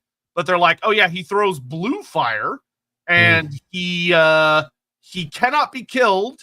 And he's like, I have been a great enemy of the Dark Gods forever. And he's very obviously a Space Marine in silver armor that's really big. And there's one really famous big 40k guy who literally just lives in the realms of chaos, and it's fucking Drago. Drago. Again, I have no issues with that.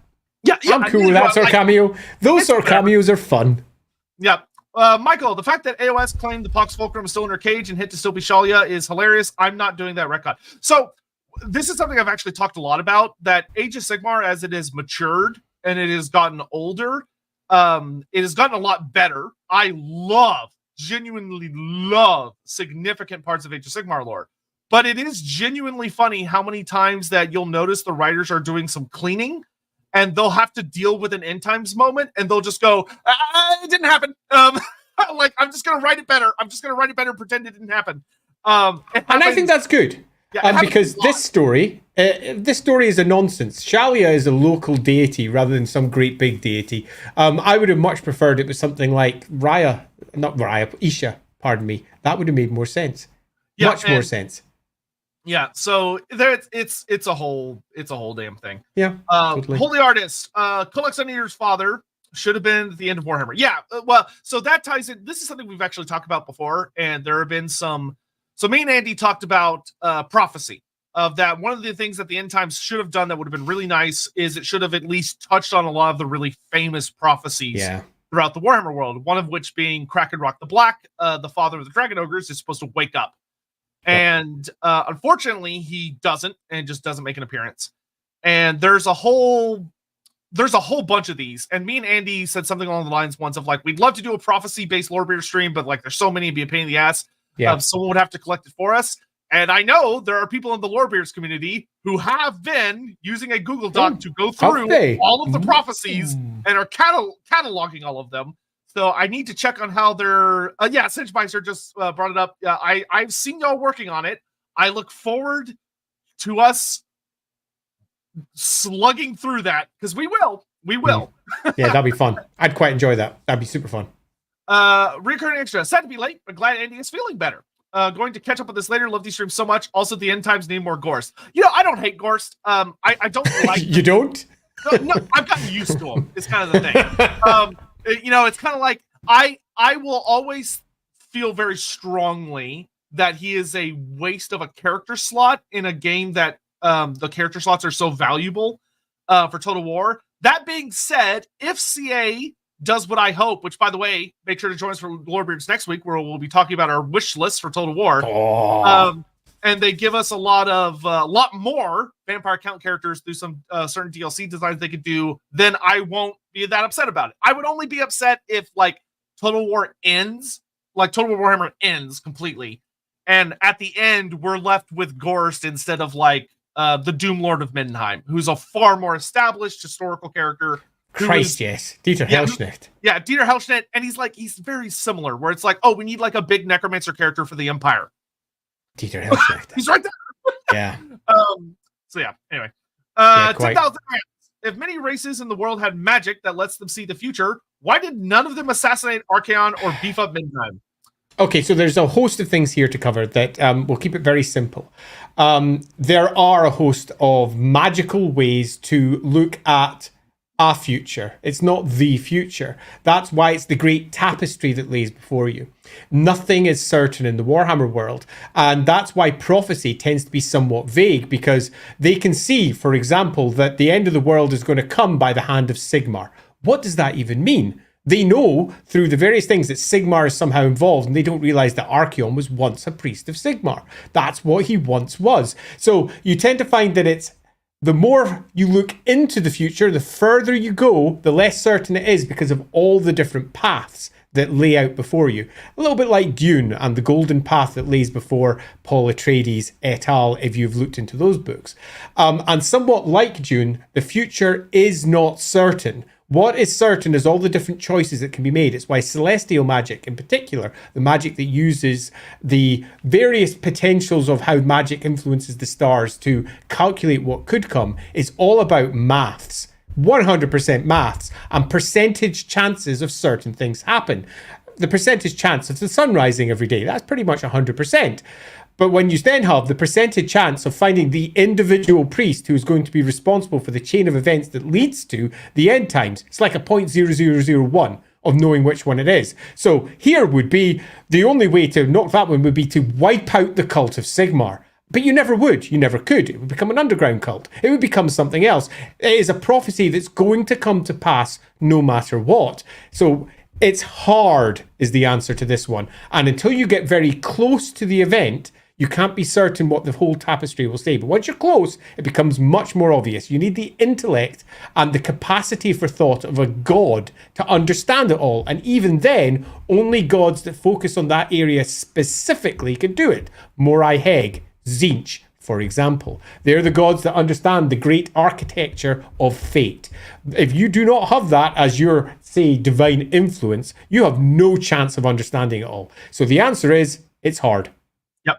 That being said, I do agree that there should have been a number of characters that should have looked in the future and go, Middenheim. It's going to happen at Middenheim. And the big bit, that agreed completely. And they should have reacted to it, and they don't.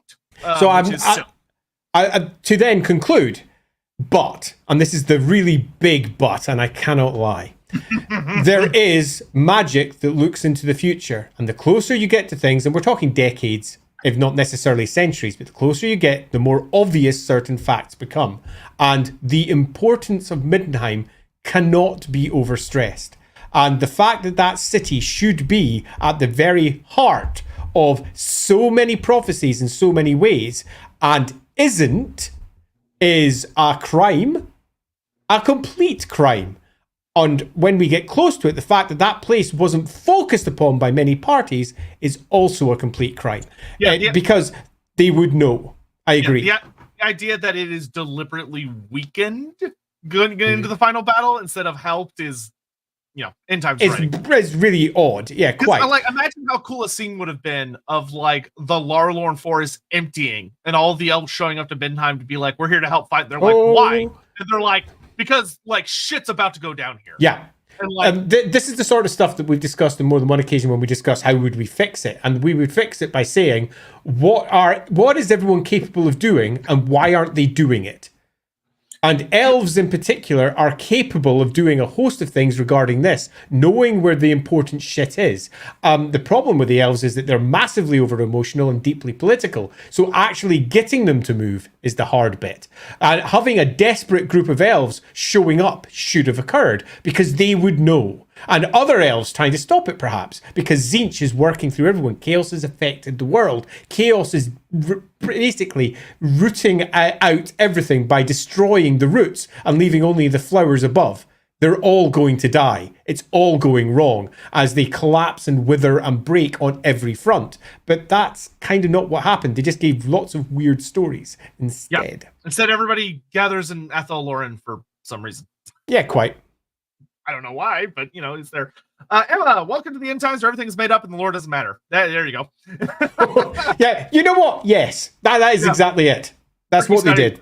Skarbrand hates being misrepresented. Skarbrand is his own person. So, fun fact about Skarbrand, he does actually make an appearance in the end times, but it's so minor, very few people know about it. And the reason is he doesn't show up in any of the big books. If you want to see Skarbrand, you actually have to go to the accompaniment novels. Yeah. And you have to go to the Curse of Cain. And in the Curse of Cain, there is a one-page scene where Malekith finally shows up for like Naggaroth being overwhelmed by Khornate forces and Naggaroth being attacked. And Malekith flies out on his dragon, and Skarbrand's there, and Skarbrand's going, I'm the greatest, mightiest bloodthirster in the universe. And Malekith kills him with a single spell. He just goes, boop, and kills him. And you go, oh well, right. Never mind. Yeah, it's a little bit weak, and it could have been written so much better because it's a character that is there just waiting to be used. Yep, like I said, if you literally just replaced Kabanda with Skarbrand, it would have not only been a better story that would have had a lot more build up to it throughout many editions of Warhammer Fantasy, it also would have done a lot more cool build up for first edition AOS, which was kind of the whole point of a lot of the end times, even though it shouldn't have been. So, whatever. Akiyoshi, thank you very much for the super chat. Can't watch the stream now, but looking forward to the recording later. Glad you're feeling better, Andy. Cheers. And if you caught the beginning of the stream, secretly not feeling better at all, but shh. He's here at least. He's here. I'm here. I can't even remember the name of bloody Tamarkan. That's how much my brain is Swiss cheese. But I'm here. But I can't remember Raphael Jalevno, the patriarch of the Blue Order, who I was going to reference in a different answer. There you go. Oh, that actually randomly reminded me. If you're like, wow, all that prophecy shit sounds cool, I would love to see more of that from like an in-universe perspective. Go watch LAWhammer. There's a lot of really cool shit about prophecy, and there's even an episode I think is called this. So I'm not going to say what it is because I don't want to spoil anything. But there's an episode called "The Storm of Shemtek" that you really should watch. That's really interesting. Yeah, the Storm of Shemtek in particular, you could almost view as one answer to that entire problem of the future is clearly something that they should be aware of if the end times are coming. What does that mean? And the Storm of Shemtek is, I think it's a standalone episode as well. So even if you watch the episode by itself, it'll be fine. Yep. Rick Scuddery, our friend Drago ate a sun. I'm sure he could spit it out if we ask him to. From all the bullshit he's apparently capable of, I'm sure eating and spitting out a sun is well within his skill set. And I'm glad we got the end times because Age of Sigmar is superior to Warhammer Fantasy. Controversial. So, yeah, controversial. That being said, I think it's a fair opinion to have. I don't personally agree with it, though. I think they are far more equal than a lot of people tend to give either of them credit for. Holy Artist. I think there should be a character like Sir Mix-a-Lot that's just a halfling or human with a triad, perhaps? Tribe of ogre women. Tribe. Of course, tribe. As he's like their jester, as he's just famous for not being crushed yet. Oh, in reference to the big butts thing. Of course, I like big butts. Yeah, I would say that almost assuredly would exist. Just no one's had the bravery to put it. Probably a halfling. Yet. I mean, originally the halflings were going to be intrinsically linked with all of the ogre kingdoms as well, but that got dropped for the Noblars. So yeah, you could definitely do that. Also, that like if you read, especially some of the older books that are really, really fun, I want to say it's in Brunner the Bounty Hunter series. You tend to run into a lot of really silly halfling and dwarf characters that are very horny, and will sleep with halflings in particular. Will sleep with anything. They are brave. They are very brave. Singemeister, Krokar and 40 Carnosaur Scarvetch turned up at Midnight. But you have a joke, but like there's this whole thing of like the lizardmen abandon Lustria at the end and fly off into space and set up for AOS. But it's like, despite the fact that Lord Croak, for instance, sends a lot of like pieces of Earth and various survivors to the temple ships was fly away to AOS. And granted, it's because GW just didn't want to deal with it. Why wouldn't Lord Croak take an army of lizardmen that he views as usable for this purpose with like a single slan and say, go help at Midnight? Yeah. That's where it's going to happen. Go help. And they just kind of show up and everyone's like really fucking nervous about this army of creatures that's outside the city that's going to help them whether they like it or not, and dealing with how people are reacting to that. And there's so much cool shit that could have happened and they just didn't want to deal with it. Yeah. So there's that. Sigmar caused the end times. Sigmar lied. That's in I think there'd be a good story in that. So yep. Carrie, do y'all think Gates Workshop will take the opportunity Total War is created and let CA give us a rework / second draft at the end times? No. I mean, the games that are presented by CA are end time games. And they are the destruction of the Warhammer world. And you could argue that they, in many respects, for individual playthroughs, overwrite what Games Workshop did, because each gameplay that you play either stops the end times or brings the end times about in its own individual way. I think it'd be far more likely if you're going to see CA diving in deeply into a different one to just see them pick up the old world as the next stab. That makes a better direction and also supports what Games Workshop's currently doing. Yeah, what I will say to why I say no so firmly to this is that I love CA to death, but CA has a very strong focus on sandbox gameplay, allowing you, they kind of like give you a point of reference and then just go do whatever you want. Whereas if you're doing something like the end times, you're telling a narrative. You're supposed to tell a story, and that's just not what CA does. That's just not them. I would gently disagree in that they set up multiple narratives. And they are proper narratives in each case, some of them far more detailed than others. Whether it's the narrative of the individual games, each of which has a relatively strong story running all the way through it, or whether it's the individual narratives that you create using the factions that they present. They are all about you telling your own stories, though, within the individual factions that you choose, rather than telling the story itself.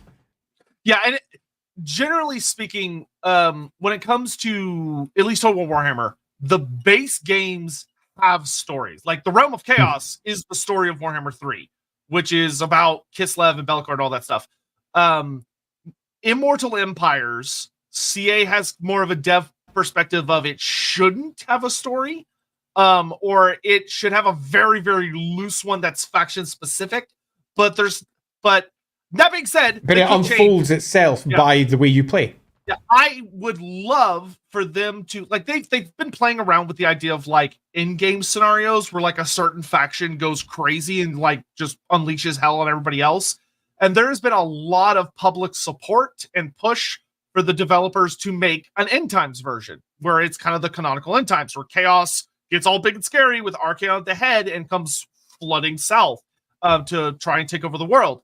I hope they do that. There's a lot of support for that. If you want to see that, I would really recommend posting about it on the Creative Assembly Discord or the Total War Discord and the subreddit, and mentioning them on Twitter and stuff, because they're genuinely listening for y'all's feedback. And that's something I've heard them talk about, is they're like, we know some people are interested in like an end times lore accurate scenario where your goal is to pick a faction and see if you can avert it, see if you can survive. But it's not a priority. I'll put it that way. Mm-hmm. Yep. Godzilla, they could have had Mazdamundi or Crooks and any lizardmen who couldn't get on the ships to leave to Midnight. Yeah. For a last stand at the lizardmen's unbreakable resolve like Nakai and Gorok. Yep. Would have been great. Yeah, there's lots of really cool stories that could be there. Indeed, the core concept of what happened with the lizardmen and exactly how it moved into place was very much part of the discussions I was having with Gav Thorpe concerning the campaign we were going to write together for Warhammer Fantasy Roleplay, Pass of the Old Ones. The whole concept of what was going on with the Old Ones and the Warhammer World's End that was coming, and the Lizardmen and the Slann in particular, and what that meant for them all was a core rod that sat in the back of what we were going to be building there, because it wasn't properly answered and it wasn't properly dealt with. And you can very easily say, look, just because... In fact, I'll take a slightly different angle. The prequels for Star Wars were bad. They're bad movies. We know that. We know that. Anyone in the geek sphere kind of knows that. They're not great movies. But the prequel world that was expanded later by the Clone Wars et al. Is good. There's loads of great shit in there. But they're only good because they went back and they basically retconned it all and went, this is the reasons all this stuff is happening.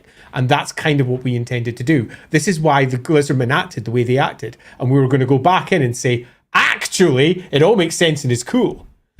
And I think that's where Warhammer often shines, when it takes something that's bad, like, for example, how much of the end times was handled, and says, well, how can we take a look at all of those events and make them make sense in a way that's cool? Yeah, and something I'll say for anyone that wants to play around with it in their own universe, keep in mind that Archaon literally destroys the world by going down beneath Midnight, because there's a giant, mostly intact Old Ones engine down there, essentially.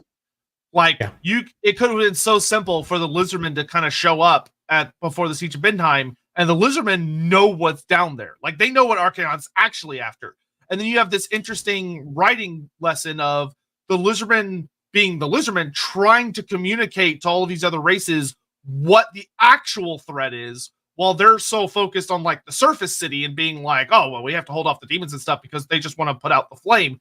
And the Lizardmen are like, you don't understand. There's something else down there. Or as an alternative, why they don't. Why they do. Yeah. But there is a story that has to be told there.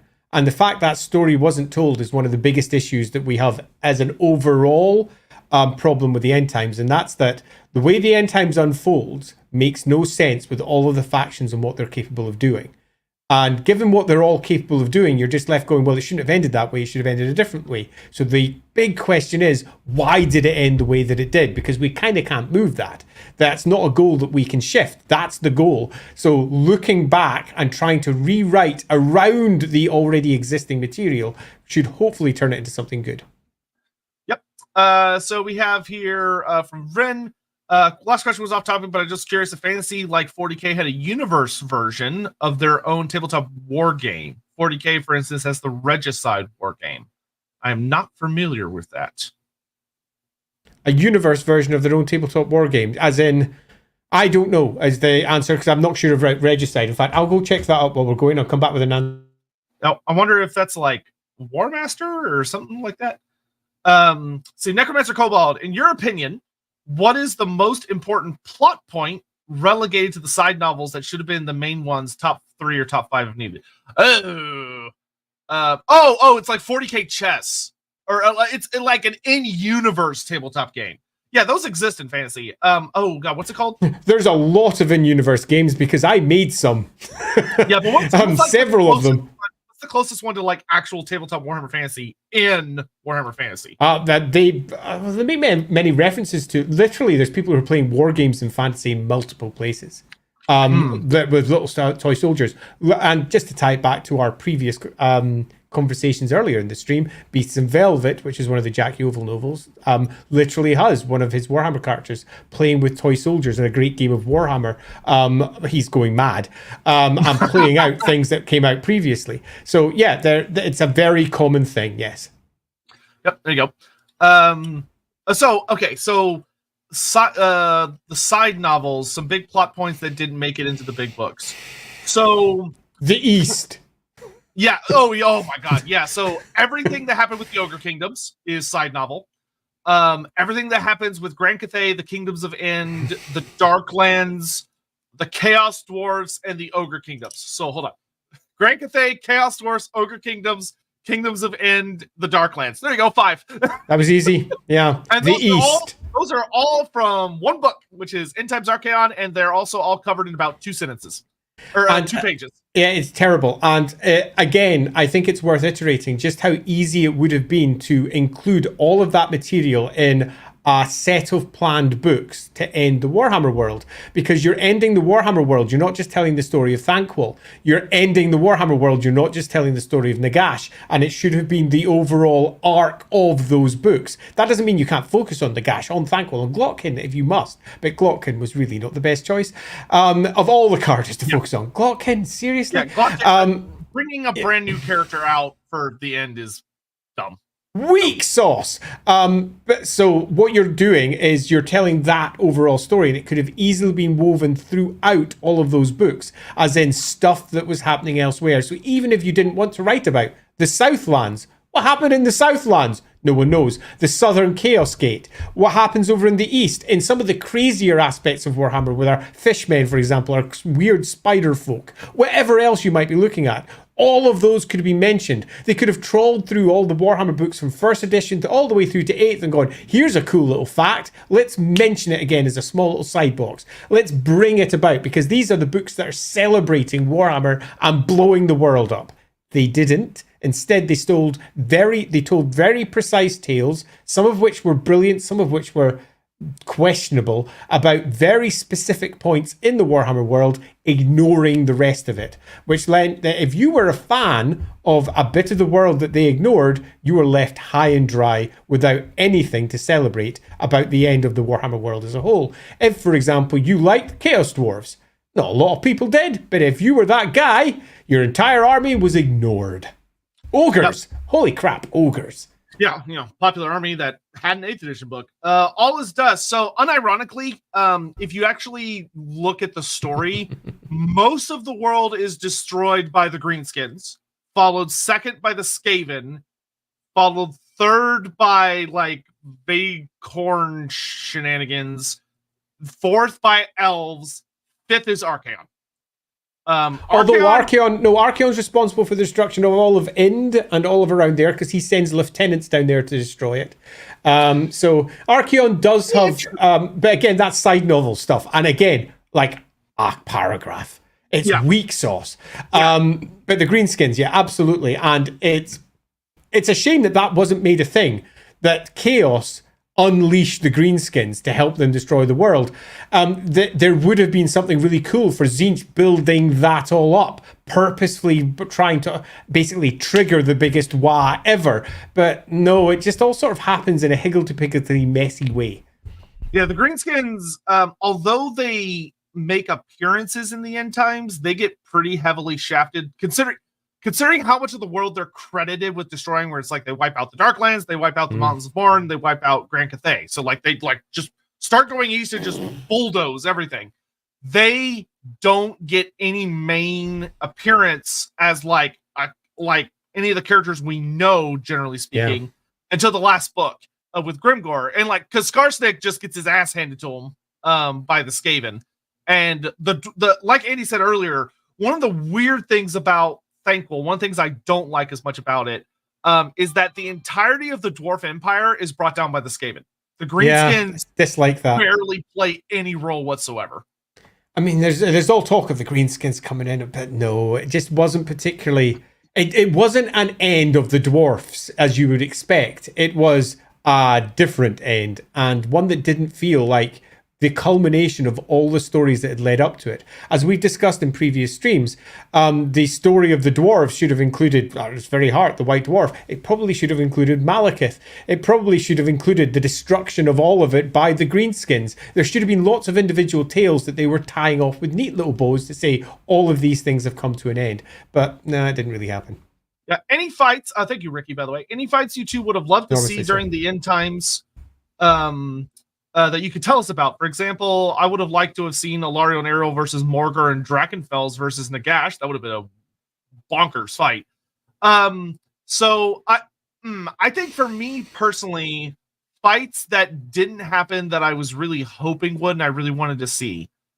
I think a big one for me is I really wanted Morgar to like show Kill up gods. at all and eat somebody. Morgar and the gods. Yeah, like Morgar not making an appearance is just shameful. But it would have been great to see him kill and eat somebody, and then like eventually he gets brought down through some epic set of mortals, bringing down a god eater. Would have been a really fun story. I think that for me, actually, Ricky, I'm sorry to see you've hit on the one that particularly upsets me. And that's that Morgar never kills any gods. He just doesn't do his job. He's the great god killer. Every god he does is offspring. Okay, is he? What's he done, really, that's a big and important? And you can very easily go, oh, all those gods that were dead in the past that we don't talk about anymore. That's the intro. Now we need to see him in the end times doing what the end times suggests is happening. Because throughout the end times, and indeed it hits over into Total War as well, you get the concept that the elven gods are diminishing. The idea that their power is weakening somehow, and no one understands exactly what's going on. Morgar should be fucking eating them. Get him doing what he's supposed to be doing. There are some epic conflicts that they could have had there, and it just didn't happen. The whole point of the end of the world for the elves, Ranadandra, which again, 40k, uplifted, popped over. Ranadandra is all of the elven gods returning to the Warhammer world. It should have happened. Morgar should have been waiting for them. It should have been one giant mess, and wasn't. For me, that's one of the biggest holes that they left. Yeah, I think some other ones for me that I really would have that we didn't get to see that I really would have liked is I think some more squabbling between Chaos could have been fun, of seeing different champions going up against one another in like little spats. Or in fact, I'll go Archaon versus characters that we love as he kills them for going into spats and shows that he's Archaon. That would have been great. Archaon should have left a trail of named bodies. I would have liked Archaon to take out Arbal. Yeah, Archaon. That would have been awesome. Arbal going off doing his own thing, and then Archaon bringing them to heel. Because Archaon is meant to be the all great four gods, pile everything they've got inside him, and give him the right. And that doesn't mean that people respond well. It doesn't mean the demons do what they're told. They are, after all, atavistic entities that respond as they respond. They are as incapable of proper characterization as anything that's a concept. They're demons. And Archaon bringing them all to heel would have been a lovely set of unexpected character points. Chaos versus Chaos could have been quite fun too. So that would have been cool. Yeah, and there was just a lot of characters that they didn't use that would have been really fun to see show up and throw punches. Like Galroch would have been great to see show up in a big epic scene. It would have been Galroch. They kind of blew their load with a lot of the dwarf characters in ways that I wasn't a huge fan of. Like I feel like Thorgrim should have lasted until the big final battle and gotten to do some cool stuff. Like it would have been nice to see him. Yeah, Thorgrim for me should have died to an undeniable orc horde at the start. I mean, the dwarves, if they're going to die, you have them taken out by their greatest enemy, and him literally chewing at his own throne and his desperate death. And then at the end, the great runes that hold his throne together explode and wipe hundreds of thousands of orcs as their throne of power just is destroyed.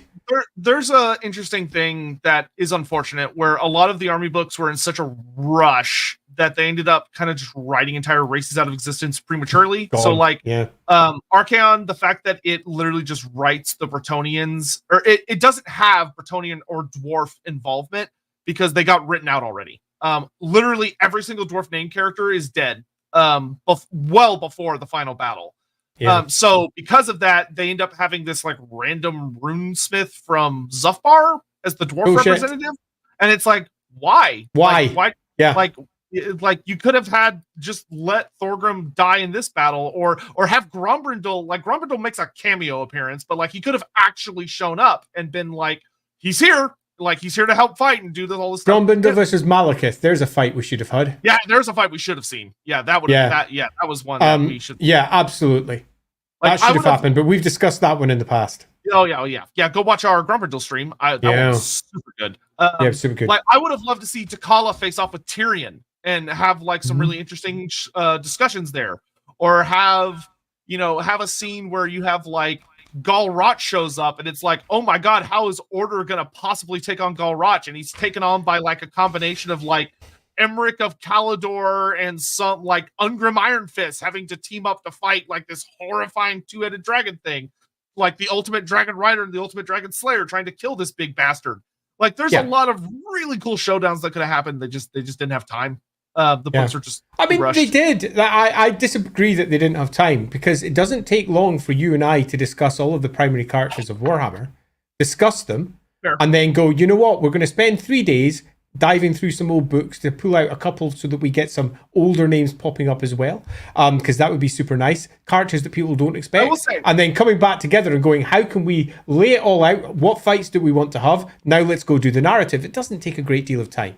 What I will say, Ricky, is the biggest thing that pisses me off in retrospect, that I mourn, is that they did a kind of okay job of that. A lot of the bad guy armies got like really cool reinforcements and new units showing up, and Order just got nothing, which was super weird and kind of sad, because it's the end times. Like, why didn't all the dragons of Ulthuan wake up as the vortex is being like dissipated and they emerge, so the elves are like, magic floods the world. Yeah, it's like, oh shit, like all the dragons are back, so we have all these big cool dragons to come help fight. Like even if they don't have necessarily minis, you're like, oh well, there's so many more dragons now, so like the dragon riders, what's left of the dragon princes are now all riding dragons again, because this is the end.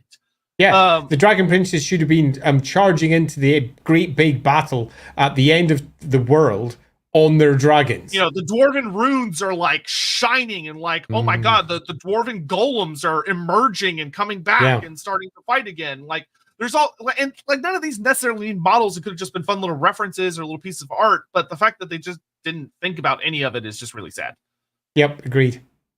Phil, could you set the record straight on the matter of Mazdamundi being genocidal? I think it's overblown by memes. People also Phil mentioned his actual crackpot plans, like wanting to force all the elves to live on. So the genocidal meme, it's a meme, but there is a hard sliver of truth to it that you need to understand, which is that the lizardmen are a really good example of an order race that do not really care or have a concept of good or bad. They are order, and they seek to enforce it no matter what. So for Mazdamundi to come out and say, which he gives this speech where in 8th edition, where he says, all right, I've looked at the sacred plaques of the old ones, and I've determined that the great plan cannot resume until all of the elves are back in Ulthuan, all of the humans are back in the old world, and all of the dwarves are returned to the mountains. And they must do this, and all of the chaos races have to be exterminated, which that in and of itself is very genocidal. But now you may agree with him on that, but it is very genocidal. And then for him to, then he follows up by saying, if any of them will not return willingly, they will be forced, we will force them to. So if like the elves of Athel Loren are like, no, this is our forest, we live here, Mazdamundi goes, I will kill you or force you to go back to Ulthuan, because I think that's how I can fix this broken mess by trying to turn back the clock, which obviously isn't going to work, but Mazdamundi is really grasping at straws. So is he genocidal? I would say, yeah, he kind of is. It's an act of desperation, and he's not doing it to be cruel. He's just very matter of fact, I will do this, and if you do not cooperate, I'm not going to feel bad about killing you. Yeah. So here is the one of the central tenets of Warhammer that Warhammer writers often forget. And again, ding, ding, ding, Michael Moorcock. Michael Moorcock created the concept of law versus law versus chaos, order versus disorder, so to speak. And law does not mean good, and chaos does not mean bad in that particular instance. Chaos is also creativity. Law is stagnation.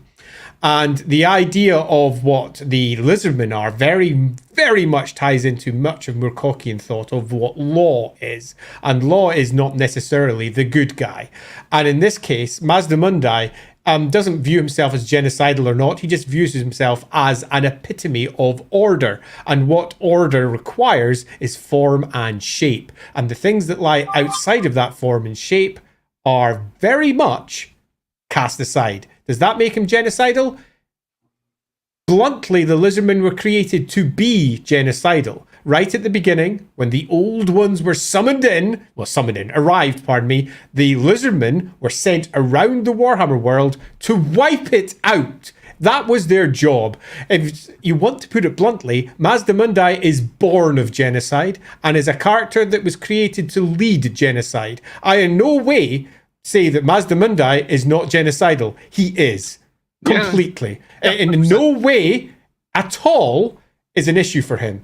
Wiping out entire species, as far as he's concerned, is fine as long as it's part of the Great Plan. The Great Plan given to him from above. He is the perfect example of a slave who follows orders no matter what they are. Mazdamundi was then, sadly, freed of his masters and did not know how to proceed, so started making shit up. And his core stuff is, it must match the plan that was given to me from ages past, meaning that, sadly, he's not just genocidal. He's a horrible example of it. So I will not set the record straight. He is a bad guy. Yeah. Keep in mind the idea that, like, was it El Cadavo woke because of shenanigans, they woke him up 3 times within a century, and his very measured response was to get put on a stegodon, walk out where he could see it, and cause an earthquake so bad that he made abso-fucking-lutely sure every single man, woman, and child in that settlement was crushed to a pulp. Yeah. So they wouldn't wake him up again. That's it. They weren't chaos. They weren't evil. They weren't really doing anything. They were just bothering him. And he was like, splat. So yeah, he's not really that great. I love Mazdamundi, but like he's very fucking scary. Yeah, he is, absolutely. And he doesn't have morals as we understand them. He doesn't think in terms of good and bad in that regard. He thinks in terms of on plan and off plan. And if you're off plan, you need to be moved, eradicated, or otherwise repositioned. And that doesn't look good. If you view it from a moral perspective, where you're trying to view things as objectively good or objectively evil, if such things even exist. Mazdamundi is beyond such base conceptions. He is not a moral creature. He is an engine in some respects. He has an outcome to achieve at, and like a machine, he will arrive at it regardless of what other people would see as consequences. Yep. So move, bitch, get out the way. Yep. Cole Carrion, in 40 years at Games Workshop End Times NOS. Oh, Lord. How would you imagine it would happen? I personally would tie it back to the old world, make an endless cycle of life, death, and rebirth, with each new start being slightly different. It would probably be something along those lines, because that would basically be GW kind of turning into like Magic the Gathering level types of world building. And that would I think that would be the only way they would really be able to go about it. That it would be interesting, but like I can't even imagine. A, GW might not even be around in 40 years. And B, if they are, how wildly different everything will be. I mean, GW will be around. They might not be the same, but they'll be around. Yeah. So, yeah, I don't know. It's interesting to think about, though. Holy Arts, what about Nippon? Quite. Yeah, I could swear they get a tiny-ass mention. I want to say Grimgor brings them up as he kills them.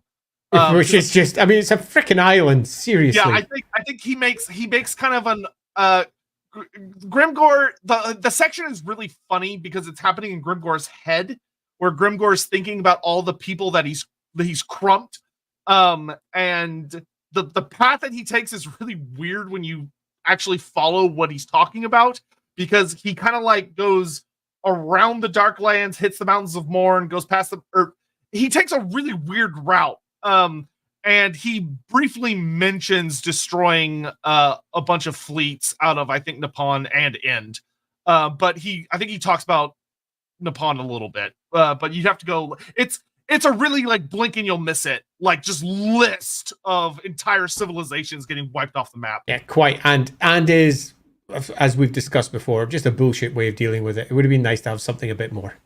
Yep. Agar 89. If Ungrim had lived into the final fight, how would Ungrim and Grimgor teaming up against Archaon go? I know the likelihood of Dawi and Greenskins teaming up completely unlikely. So, yeah, super unlikely, which would have made it extra fun.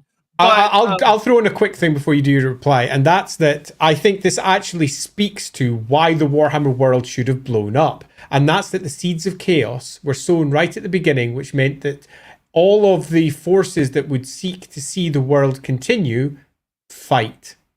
Ultimately, Warhammer is about war. So the answer here is that Ungrim and Grimgor will never team up. Indeed, Ungrim and probably Thorgrim Grudgebearer don't team up. Because the whole point is that they all die on their individual mountains. That they all don't do what they should do because chaos has rotted their good sense. They are no longer capable of seeing the bigger picture. They're only considering what's sitting directly in front of them like a pre-programmed machine. Tzeentch has won by the time the end times has come about, which means that all the roots are rotten and all we see is the plants above ground thinking everything's fine, and then they just all wither and die. And this is a prime example of it. It would never happen.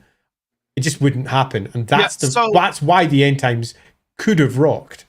Yeah, one thing me and Andy talked about in the Grombergil stream that I want to reinforce here of what should have happened is what would have been the best way to showcase why the Warhammer world is doomed to be destroyed and how Chaos 1 should have been that in the big epic final ridiculous battle over the entirety of Middenheim above and below where you have like crazy shit going on, there should have been the cool almost Avengers moment where everyone shows up in the room where Archaon is with all of Archaon's elites.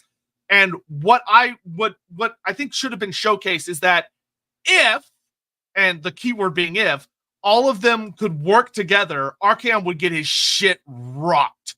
Yep. Of that, like, if everybody could set aside their differences and fight against chaos, they'd win. But they just can't do it. Yeah. Like, the dwarfs started fighting the greenskins, Grombrindol and Malekith go at each other, and the different elf characters are like not working together well, where you have like these spats between like the dark elves and the high elves and the wood elves, and like everyone's too busy doing their own shit. And Archaon is thriving in that chaos. He's wielding it against them. And I do agree with Andy. Ultimately, chaos is the end. Yeah, and that's what really it should have been. Instead of the way they did it was okay. Because they kind of wanted to allow everyone to sort of have a punch against Archaon, but it would have been so much better to show how dangerous he is by showing him as not only the ultimate uniter, but the ultimate divider. The Lord of Chaos. He should have been the ultimate Chaos Lord. His arrival is the unbinding of everything that thought they had pulled themselves together. The arrival of Chaos ends their great alliances, because at their heart, those alliances are paper thin and broken, and the great hope of all the world is broken apart by themselves. And that's because at their heart, all of the Warhammer world has been corrupted by chaos. There is only one thing that canonically has never been corrupted by chaos, and that's pretty much your Slann. So everything else, except for the Slann, should fall by the wayside, and the Slann make a clean choice, and they get out. Yeah. That's what they do. They leave. And that makes sense. Funny enough, as much as everyone gives shit for him, I'm just going to say it that as much as I disagree with kind of the reasoning they give, the way I would have preferred the end times to kind of go down, Manfred's the only person that really follows the script. Where he does a betrayal. And again, that's because he is outside. Manfred, he did. But I also really wish they'd looked at the cosmology. The undead lie outside of that great map. Dar may be corrupting them to their souls, but they are very aware of what they're doing. They don't have souls on the other side. So having Manfred ultimately be the good guy of the whole piece is also kind of cool. Yeah, there's a lot of really amazing things they just could have done, but they just didn't really want to think about it. Yeah, there's so many core themes of Warhammer that weren't remembered, weren't portrayed, and instead what we got was just a sequence of events that led to the world that they've decided they're going to blow up, with a whole bunch of authors who are going, well, I've got control over this now, I'll add in all these details without necessarily realizing they were overwriting pre-existing details. Yeah, because what I'll say is, it's the end of the world. It should be a tragedy. Like, I think one of the best written bits that I love is Belagar's death, where it's so bitter because you realize as you're reading it, if Belagar would just swallow his fucking pride and do what Thorgrim asked him very nicely to do, and Thorgrim was like, I'll forgive all your debts, like we'll mark your name out of all the grudges, just come home. Like, I need you to abandon Carrick 8 Peaks and go support Karak Azul. They need your help. You're the only one that could do it. And he gets so upset about it being like, how dare you? And then he just goes and he hides, he gets stuck, and then he realizes, I fucked up. Yep. And it's this horrible tragedy. And that's good. That's really good. That's the sort of shit that lands. Yeah, like Belagar's end time story is like, it's good tier. It's very good. It is. So more of that would have been great. But Agar, so just imagine they fight together knowing if they win, they'll try to kill each other. That is kind of how they play it in the written version, where there are quite a few conversations where you have like Nagash when he shows up at Athel Loren to team up with the other incarnates, and everyone's like super uncomfortable because they know if Chaos gets beaten, Nagash is going to immediately turn on everybody and try and just kill everyone because then he wins. And so they kind of play around with it, and it leads to, you know, when you watch the Avengers movies and sometimes people are like, these are fun, but they're a little too quippy. Like, I wish they'd be a little bit more serious. It has a lot of that feel, where like a lot of Nagash talking to Sigmar and like the dwarves like talking to the elves and stuff like that. It's very quippy, but it's not very serious, which is like, it's kind of cute, but it's not really what you want. Krimgelto, Searing Doom. In your absence, I've grown more powerful. Yeah, I see you've got you've turned into part Gandalf. I see now. No, is that Gandalf? I don't think so. Or sorry, Dumbledore. Dumbledore. He's incorporated another universe into his being. Hammond, what do you call a war leader to just say Taco Bell? Lieutenant. I will say Taco Bell in the UK is actually pretty decent because it's made completely differently. Completely differently. I'm not saying it's good. I'm not saying it's good, but I quite enjoy it. It's not bad. Andy Sotek, I'm trying to homebrew a non-chaos aligned tribe / herd of beastmen. Thoughts / suggestions? What is the best god for them to follow? Tall. Yeah, we actually discussed this in depth. I want to say when Lindsay came on Lorebeards before that's where it started. Yeah, we talked a lot about this. So go check out the Lindsay Law episode. It's like a 1,000 years ago on Sotek's channels. So it's about a year and 5 months ago. Yeah, would heavily recommend that because we talk a lot about this exact topic, and it works way better than you might think. Tal, completely. Great Fate, work done. Pizza order. Lorebeards on. Let's fucking go. Singemeister, Kazrak, Morgur, and Malagor team up on Ulrich. So Kazrak's story was handled okay. It's kind of off to the side, and it's really just him and Toddbringer taking each other out. Yeah. It's like, fine. Yeah. Morgur didn't show up at all, which was a huge fucking waste. And Malagor was weird. Malagor was a very odd. He was basically the token Beastman character. He's representation. He sort of literally pops around and he just pops up.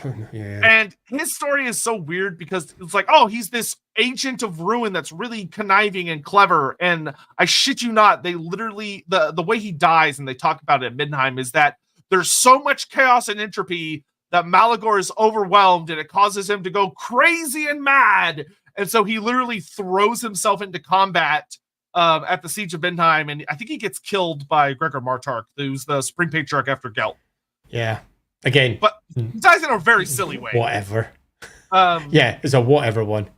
What's Emmeric's Scottish wife's name? Galrauch. Gal. Yeah, quite. Paul. Oh, Paul, thanks. Hi, thank you very much. Hey, thanks for your videos. I want to read the End Times books, but also working my way through the last 3 Gotrek and Felix books, which I hear have some overlap. Should I finish them first? Yes, I would finish them first. I finished those. They don't dive deep into the end times in any particular way, although obviously the conclusion of it is the end, and how that all ties up. But yeah, definitely do those first. I would say you'll have a much better, like, oh, cool experience if you do the Gotrek and Felix end times books first and then read the actual end times. Yep, I agree. Especially in regards to the Be'lakor stuff. Potrak, I know there's very little lore about them, but I really would have loved to see a Sky Titan. They've always fascinated me. Yeah, that would have been really nice. Agreed. I categorize it under prophecies that were unfulfilled.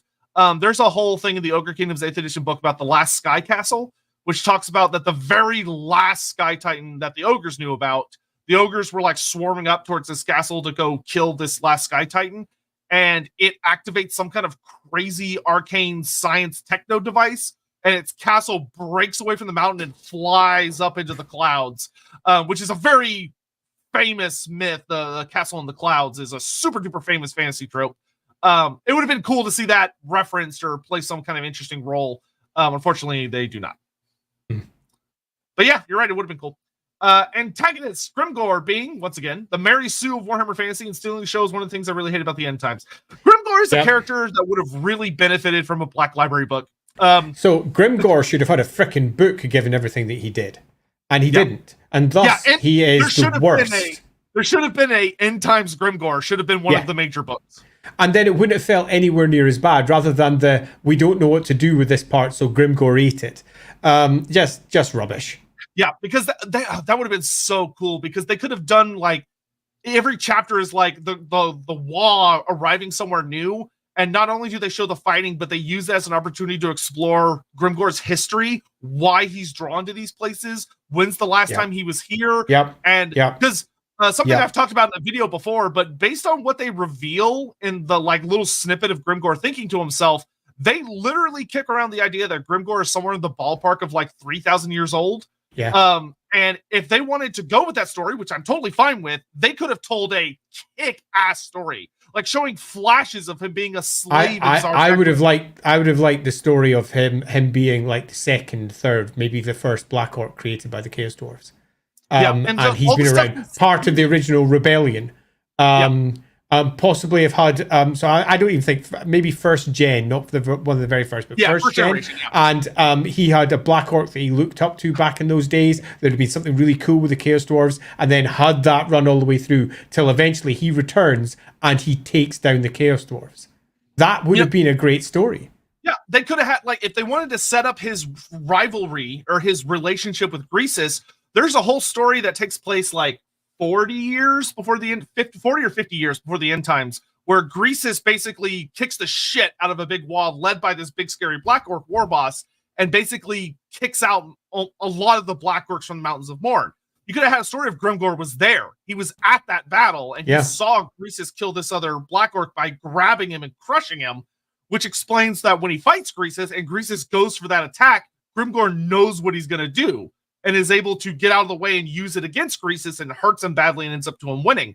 But like, they could have had this really cool like set of what's happening now, flashback, what's happening now, flashback, what's happening now, flashback. That would have been a really fun story.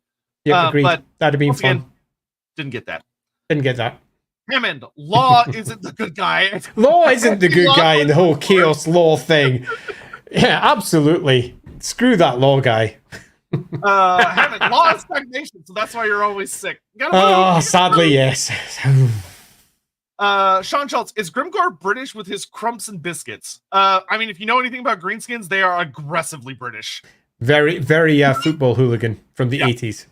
Yeah, they are one of my favorite. Like, that's, I think, how you make a quote-unquote evil fantasy race, is you take a really goofy aspect of human culture and life and go, I'm just going to make that into a species.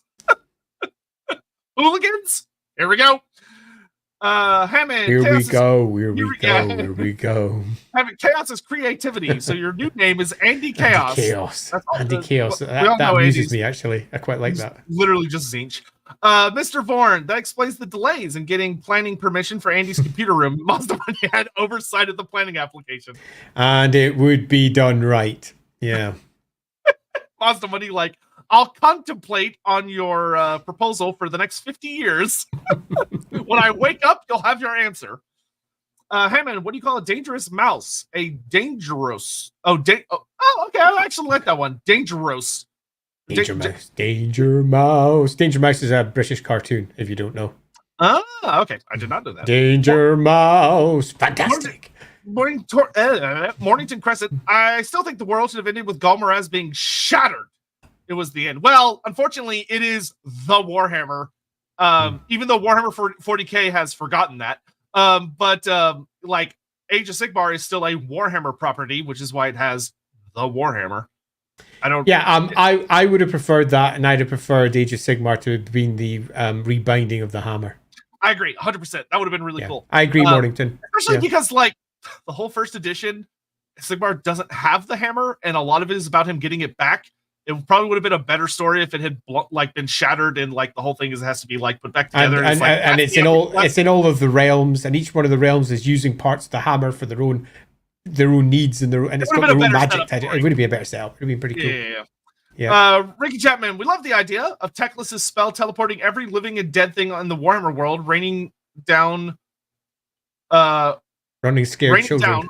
Running scared children, phoenixes, dread saurians running around so saying like Teclis just teleports everybody to Middenheim is just like it's just like a rain of bodies. It's like, what is happening? Oh my god, why is there so much just random shit? That was, you know what? That just a random aside is that was one of the other really unfortunate things about the end times is that Games Workshop, and we kind of mentioned this with TowerCon, but Games Workshop just like forgot Forge World existed. So like a lot of the really cool Forge World monsters don't make any cool appearances, other than there's one book where a colossal squig plays a role, but it's not a super important role. But like all like the Forge World stuff, the whole point of all the Forge World stuff is like, oh, when the storms of magic are crazy, these things show up. So they should have been everywhere because this is the end. And instead Games Workshop was like, well, fuck Forge World. Which sometimes Games Workshop is in that. Which is a bit disappointing as well, particularly because they had the Storm of Magic book. And the Storm of Magic book was pretty goddamn clear about exactly what should and didn't happen. With the Storm of Magic book, 8th edition book, if you didn't know, with a lovely little spinny disc at the back for organising which wind is the most important wind of magic at a particular point, made it quite clear that when magic goes out of control in the Warhammer world, when there's a great chaos incursion, that all of the magical creatures come bundling back out again, boosted massively by these winds. But not only that, the wizards themselves become so much more powerful, capable of binding these creatures to their own aims. And these great elemental forces can be brought to bear, but they kind of didn't do that. I was a little surprised at how little they didn't jack up some of the wizards, for example, and just left them broadly as capable as they were before, with a slight tweak here or there. But they did jack up some individual characters quite a lot. Malekith, cough, cough. But broadly speaking, lots of things that they'd already established for the game sort of didn't happen. Yeah, and there was a bunch of weird stuff. Like, for Malekith's updated profile, they use space in the new book, which is fine for expanding on the lore, but like he didn't get a new mini. Like they're just like, use the old mini. Here's some updated rules, and it's like I feel like we could have just. But it's like, you almost wish that like they had just kind of released a big PDF that updated everybody's rules for the end times, which would have been so much easier. But then they would have had to give it away for free, I guess, and they were like, oh no, we can't do that. Because it was weird of that new end times characters were really, really strong because the mounts and the characters had combined profiles. Yeah. But it wasn't made a universal rule. It was just for those new characters. So it led to weird situations where, like, it's like, oh, so should I take Krockgar and Grimlock and give them a combined profile? And it's like, the answer is probably yes, but we're not going to do that. There was this weird crossover of the rules at the point. Yeah. Yep. Aphotep, welcome back, Andy. Hope you're doing okay again. Happy birthday, Lorebeards. I'm alive. I'm not doing that great, but I'm definitely better than I was. I am very much enjoying my chair giving me the support that it provides. We're thankful for that. Alaflux just saying welcome back. Yes, welcome back. Thank you very much. And Magladrop, glad you're back, Andy. Yeah, I'm very glad he's back too. Phil, so how different is Ladriel's plan from the old ones predicting the destruction of the Warhammer world that would lead to AOS exactly? Sounds like nearly the same. So okay, here's the funny thing. The Old One's plan is actually relatively simple, which is that the world is going to be destroyed and consumed in a great explosion of fire and death, and basically seems to have been the Old One's going, someone's going to reactivate an Old One engine, and it's going to consume the world. That's about as far as it went. I'd go a bit further. Because they definitely speak to seeing the potential of the Warhammer world, and everything that it offered as a potential outcome, which is ultimately Age of Sigmar, which they presumably saw as a good thing. In the same way that, say, for example, if we go into Marvel, let's go with the Eternals, and they were using Earth to spawn a god. In many respects, they were using the Warhammer world to spawn Age of Sigmar, and that's a literal truth in terms of what the designers were doing. They literally tore apart the Warhammer world and made Age of Sigmar out of it. You can see the game designers, if you wish, as the Old Ones in this particular model and this version of events. And that's what the Old Ones were doing. Now, we've got lots of were they, weren't they, but it's quite clear when we look at some of the versions that's presented in the Old World that very much the Old Ones intended this outcome. Their engines being there, doing what they're doing, was the outcome they're looking for. Now let's compare it over to Ladriel Lileath. She apparently saw everything that was coming, and her version of trying to stop it was making it happen. So you could argue, arguably, that Lileath was not being stupid, and this was her plan, and killing herself, and all the rest of it was to set up Age of Sigmar. But that is not what she said she was, and it was sadly put almost God voice all the way through, as in, we objectively are saying it's this, but the things that she was doing kind of contradicted it. Yeah, well, yeah, because according to her version, the Old Ones aren't even a thing. That being said, it is very funny. Blows my mind. It is very funny to me to imagine the Old Ones, if they had perfect future sight, seeing what Lileath is doing and being like, oh yeah, no, this world is fucked, dude. Like they got that to rely on. These guys are so boned. Yeah, totally. I mean, according to the Lileath version of events, there's no Old Ones, it's just the Elf Gods. And again, I think the Elf Gods is a bad name here. It's just the gods. That's it. The gods created everything. This last remnant of those gods comes back and tries to save the creation. Yet somehow Shalia and the Empire Gods are like their own cool thing. Yeah, I know. They really didn't think like that one through. Yeah. The whole thing is quite broken. What is your opinion on the Elven situation? It was Garbo. It was super Garbo. We've spent, I think, the vast majority of the stream talking about how Garbo it is. But if we're looking at, say, for example, the core concept of the story of the elves being a fractured people, the chaos is brought to the world, and chaos undermines the elves and turns them into multiple groups of elves, the dark elves, the high elves, the wood elves, and all the rest. And the idea of the pulling them back together under the single Phoenix King, I think that there's a good story in all of that. I think Malekith being perhaps the figure that binds them together is also, as I've discussed in previous other streams, potentially a great story. I just don't think they told it very well. I think the whole thing was told relatively poorly, whilst the actual core concepts of it are kind of cool. And it's an example of, again, to go back to Star Wars, some of the prequels, they present good stories very badly. And I feel that's the case here with the End Times. It's a good story told very badly. I agree. So the last thing I want to focus on, the last topic about the End Times that I think is really worth hammering in on, which is one of the saddest, because there were times where the End Times started to shine a little bit, and you could tell a writer was like, oh, I made something really good here.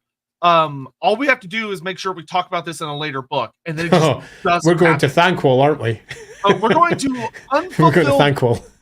unfulfilled promises, which is not just Thankful. It happens to a couple books.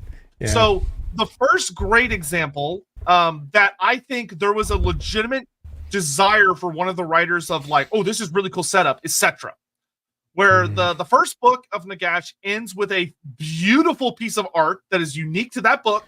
It's a full page art that shows Cetra. Just as a small aside, the End Times books have great art. Oh yeah, gorgeous art. Absolutely fucking gorgeous art. Gorgeous art. Yeah. Killer. But so Cetra is standing on this beautiful scene overlooking the ruins of Khemri after Nagash killed him, ripped him apart, and the Chaos Gods put him back together. And it ends on this really like woo moment of the dark gods whispering to Cetra and him standing on a dune overlooking it, and you're like, oh, what's gonna happen? Now here's the thing. If you read the big books, nothing happens. Cetra never returns. Never. So nothing. Now, if you read the side novels in the very last book, the author, which was Josh Reynolds, went, oh yeah, Cetra. There's that thing that we need to resolve. And he kind of like shows up very briefly and then runs off, and that's the end. So there's a promise that was supposed to be something. There's a Chekhov's gun that doesn't fire. Yeah. Then another great example is one of the big focuses of Glotkin is the return of Gilles Le Breton. And him like reuniting Bretonia. Lewin runs off to deal with the Glotkin, but Gilles is building up an army. Gilles building up a great army to help fight, to lead Bretonia into the apocalypse in one great final glorious charge. Never happens. They completely forget that he exists until Josh Reynolds' final little book where he goes, oh yeah, and the Red Duke makes kind of a mention of that he's going to go join Gilles and Abarash for the final great battle, which we don't get to see. Yeah. I have no idea who they were fighting, apparently. And it keeps happening. Thankwol, the last page of Thankwol is so fun because it's literally just I think Guy Haley wrote a good portion of it. The last page basically is like the end of like when you watch old Dragon Ball Z episodes or whatever, and they're like, oh, so-and-so's got this going on, but you can't forget about this villain. What are they up to? Like very Saturday morning cartoon, and like, be sure to tune in next time to find out what happens. It's literally that, where it's like Screech Vermin King is talking to Thankwol, and Screech Vermin King is saying like, oh yeah, we can't forget about Lord Skrulk. He survived because he was saved by Vermilang, so we don't know where he is. Also, you can't forget Ikit Claw. He managed to barely survive Ungrim burning the shit out of him, and Clan Scryer's up to something. And we also we don't know what Clan Eshin is doing, and Clan Eshin is always up to something. And Clan Mulder, they have plans that even their allies don't know about. You're like, oh my god, what is all this? Nothing. It's nothing. It's literally nothing. None of those plot threads are ever resolved. And the End Times is full of that. And it is heartbreaking because you could tell there were writers, because it was a conglomerate of authors to get out the books as fast as they did, where they were all, they likely, I bet if you were to go back in time and go into their rooms, we're all sitting there with like post-it notes or little sketches or whatever, and they had all these great plans of like, oh, we'll do this, and I'll pass these notes on to so-and-so, and I'll pass these notes on to so-and-so. And I don't know who was in charge at GW or Black Library of like making sure people coordinated. They dropped the ball hard because clearly no notes were passed around. Yeah, so the biggest crime of the End Times is that it wasn't planned. Mm-hmm. That's the biggest crime. The End Times feels like one giant set of reactions to a host of problems that are set before them that have to be resolved by the end of each one of their books. And they kind of just go at it, and then they edit it, and they go, this looks like it's fine, and away it goes. And then with a cursory reading, you notice that, wait a minute, maybe something's not quite right here. And then when you read it more deeply, you realize all manner of problems are proliferated through the text. And the End Times as a whole are badly constructed. Now, they have lots of good ideas and they have lots of bad ideas. Like any creative endeavor, the job of the overall person in charge is to take the bad ideas and make them good, and to take the good ideas and to make them better. And to pull it all together as one cohesive whole. The End Times is not that. The End Times is a bunch of creative folk who have started a project which is to end the Warhammer world, and they have focused on the individual bits that they thought were important, or they thought that the customers thought were important, and they have sometimes written some pretty cool shit to make that work, and sometimes they've written some bad shit to make that work. But more importantly, for those of us who are Warhammer fans, they completely miss out like 90% of the Warhammer world. And in missing out 90% of the Warhammer world, you're left with some really weird questions like, what happened to Ranadandra, which they were talking about all the way through 8th edition, and the elves, and was a core component of all 3 elf books? Why isn't that a thing? And the fact that it's not a thing isn't given an answer. We're just given a very weird thing instead with Lileath. We are left with all our questions regarding the East. We're left with characters making decisions that no longer make sense when compared with how they've been presented in the past. Just doing random stuff. We're met with characters who suddenly accept things they never previously accepted just to get the story done. And often you'll have characters walking into a room with people they hate or should hate and just going, it's okay, we're going to put our hatreds aside because we have to go and kill the big bad guy. And there's all manner of stuff like that where it's all conveniently put together to ensure they get the end that they want, rather than just sitting down at the beginning and going with their creative team, these are all the factions we have. These are all the core characters we have. This is the great depth of history that we have as well.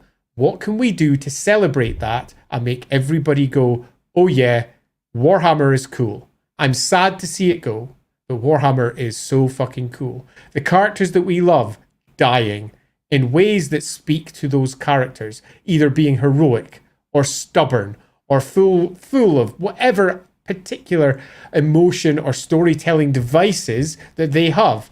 All of them confronting their biggest flaws or confronting their greatest defeats or confronting their greatest enemies, whatever they may be. Some of them winning, successes desperately gathered, or in some cases, dying in the most horrendous way. And that would have been epic in a way that the end times simply aren't. They're a collection of stories, often adding new elements that had never been previously in Warhammer before, simply because the writer at hand either didn't know something else existed or didn't care. And we have ourselves a hodgepodge of collected events that eventually has a very weird battle that ends it all at the end.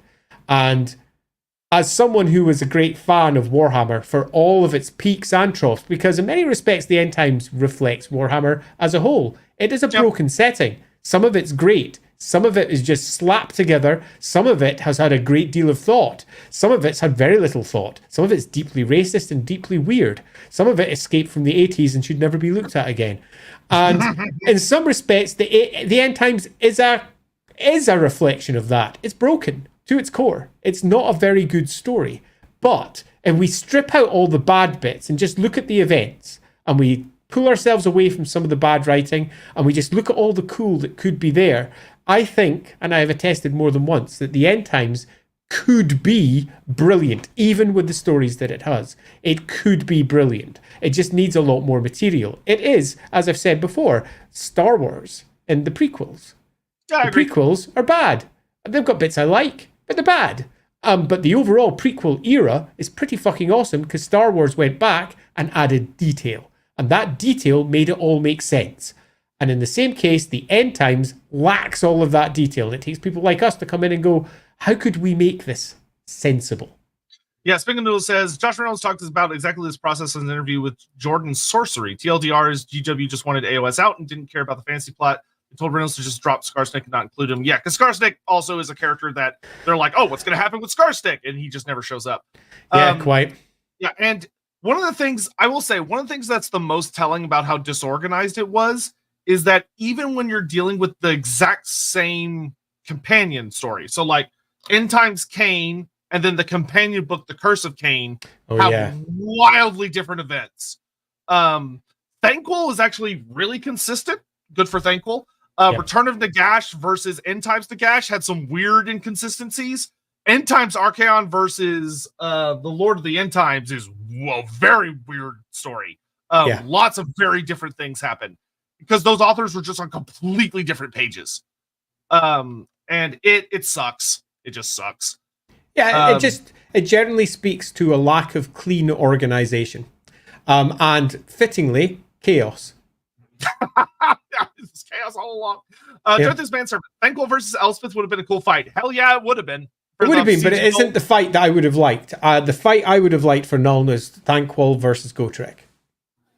Yeah, there's a scene. I adore the final Gotrek books because they did the best they could. But there's a scene in Kinslayer that breaks my heart a little bit, where you could tell David Geimer was really playing around with what he wanted to do. Where when Felix is talking to the Zinch character with the Windblade, oh my god, I can't remember his name. Don't ask me to remember anything today. Someone in Travel remember. He's in Total War as a legendary hero.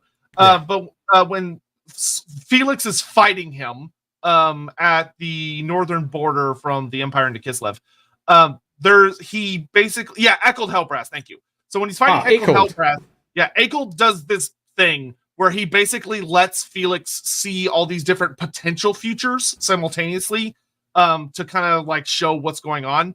And it shows a bunch of could-ofs where like there's a scene where like Gotrek and Felix are like at these different battles, and you're like, oh, that would be so cool. And it kind of feels like Geimer being like, I wanted to do this, but I ended up having to do this other thing. And one of the scenes is them at Nuln during the final battle of Nuln.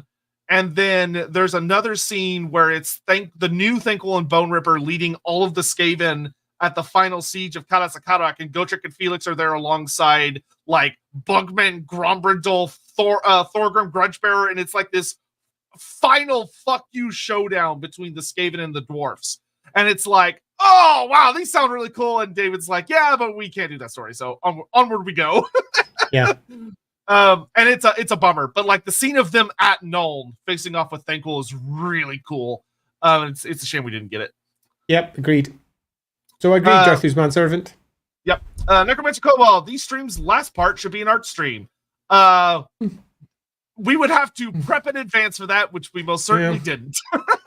We didn't. I was curled up in bed for like the last month. So yeah, that didn't happen. General apologies for me just sitting here warbling today because so, I'm not well. One thing I will say, I doubt a GW person would watch the stream because they're like, oh, they're just going to talk shit about us the entire time, which is true. But one of the things that's very heartbreaking at the moment, though I hope this changes in the future, is that these are the big books from Age of Sigmar, or the End Times. So there are five books like this, and they've got a big one on them because the 2 book is just like rules and stuff. Though it does also have some really cool art. These books have gorgeous artwork that you cannot find anywhere else.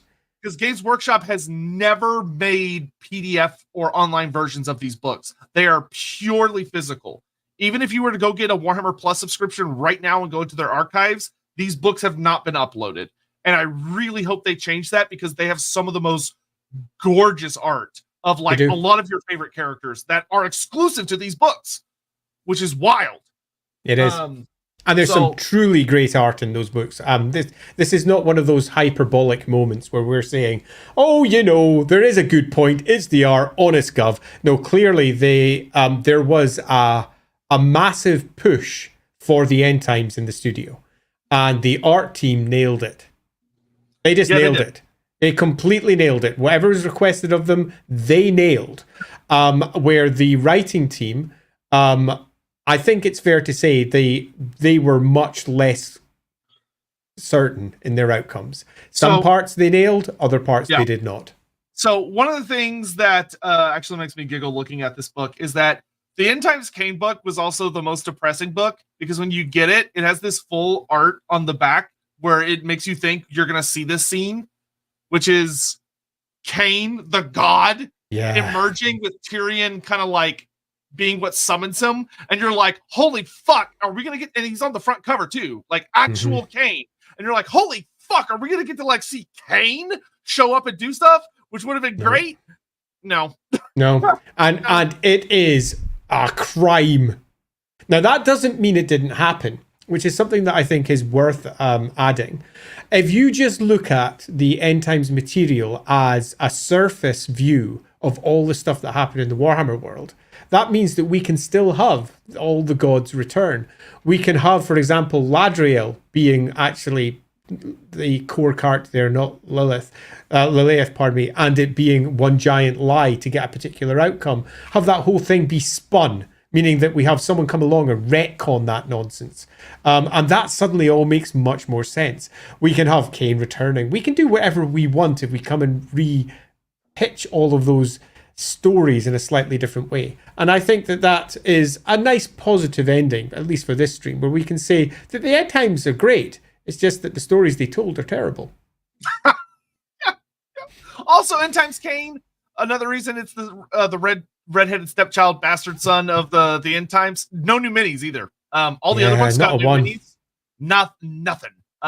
You almost wonder. A new avatar would have been amazing then. An avatar pain mini would have been sick. But you know, we eventually got one for 40K many years later. It was cool. Though, anyway, Holy Artist. I think we should make a trivia quiz for Sotek versus Andy and make them harder every round. I don't want to hurt myself. With my current Swiss cheese brain, I will lose 44-0. Listen. I'm all for shitting on and dunking on GW here. I tried to avoid it coming back at me. Patrick Mulligan, thank you very much for the super chat. I've made a war priest of Ulrich inspired by your Midheim stream. He's a liberally racist liberal who thinks Sigmar and Magnus are the tits. Nice one, Patrick. That's very interesting. What food do elves eat? Raising Cane's chicken. I've seen an artist make this joke so many times. The amount if I had a nickel for every time I've seen artwork of like Kane or an avatar of Kane in a Raising Cane's chicken uniform, I'd have like 3 nickels. A whole 3. So my ending little bit on this is thanks. Thanks for bearing with us this last month while I rolled around being exceedingly ill, and also thanks for bearing with me today where I am not at all well. I'd also like to say, for all you may not expect this, thanks to Games Workshop for at least giving it a go. They gave it a good go. And parts of what the End Times did were genius. The art was gorgeous. Some of the stories were lovely. The Thanquol book told a tighter story than perhaps the others. And they really did give it a good go. But for me, at least, the End Times is a very good story told very badly. Missing out on so much of what made Warhammer great. And that boils right down to its core concepts. It missed out on core themes. It missed out on many of the core characters, the core gods, the metaphysics of what makes Warhammer Warhammer. It was like a bunch of individual writers were told, go write this individual thing, and then they wrote it, and they just published it without any real thought as to whether it all worked together and actually did the job that was at hand. And that job was, how do we end Warhammer in a way that makes the fans go, fuck yes. They didn't do that. They ended Warhammer in a way that made the fans go, fuck you. And it really upset a lot of people. Now, as we've discussed before in other streams, it didn't have to be that way. Because they were fans of the setting. And if they'd told the coolest kick-ass story, if they'd spent just an extra month refining the material that they were putting together, and it doesn't take long to write good stories that are already written, because then all you're doing is refining, editing, re-editing, spending that extra time turning it into something that shone. If they'd done that, I think the End Times would have gone down as some of the best books that Games Workshop had ever produced. And the fingerprints of that are in the books that they actually produced. They're beautiful. They're lovely. They're perhaps pitched wrong in places. Glotkin can go fuck itself. The Kane book has some really weird choices. The Nagash book was essential as a core character that should have been there. But the Nagash book makes some pretty weird choices in its outcome too. Archeon definitely should have been the conclusion. But so much was missed. So much was not included. So much could have been without a great deal of thought, or the big one, without a great deal of knowledge. Because one of the biggest reasons that we often find that Warhammer is not written well is because the writer at hand doesn't necessarily know about Warhammer. So thus, they write something that they think is cool or that they think will work, not realizing that they're overwriting something else that already exists. And Games Workshop in general doesn't really care too much about that because it's their world and they can do whatever they want with it, and that's cool. But we, the fans, do care about it. And Games Workshop in the end are all about trying to make as much money out of us as possible, which means not upsetting us, and in fact enthusing us and making us go, this stuff fucking rocks, is always a consideration, even when they don't care about accidentally overwriting things. And in this case, they could have done it. It would have taken all of a few extra weeks reading a couple of things and just dropping, not all of the detail, references to some old stuff here or there all the way through. It would have been beautiful. But I feel, at the end of the day, the End Times is a completely failed project. It's a beautiful one, filled with great ideas, but for me, it entirely failed. And the team behind it should be proud of their successes, but at the same time, the team behind it should look at the failures and go, we could have done better. Yeah, I agree. I also encourage anyone that's kind of looking into end time stuff and like watching the streams to remember that no single individual bears all of the claim or all of the blame. GW had a lot of authority that they could have wielded to make a lot of things better, and they just didn't. And a lot of that lies with them as the owner, more than any of the writers who were just struggling to get through it as fast as they could. And they were in a very bad situation, and I don't blame any of the writers at all. And it's very easy for us to do so if we, for example, pick on an individual fact that one writer came up with, and they loved it and thought that they wrote it well, and we happen not to. But often that is not because the writer did it wrong. It's because Games Workshop didn't look at it and say, well, this completely overwrites everything that we've written in our previous books. They didn't have the right person in control of the project to say to the writer, this needs to be rehashed. Perhaps you could take it in a slightly different direction. Yep. Sengemaster, have you two ever read Ian Banks' Culture series? I have not. Yes. Oh, there you go. Great.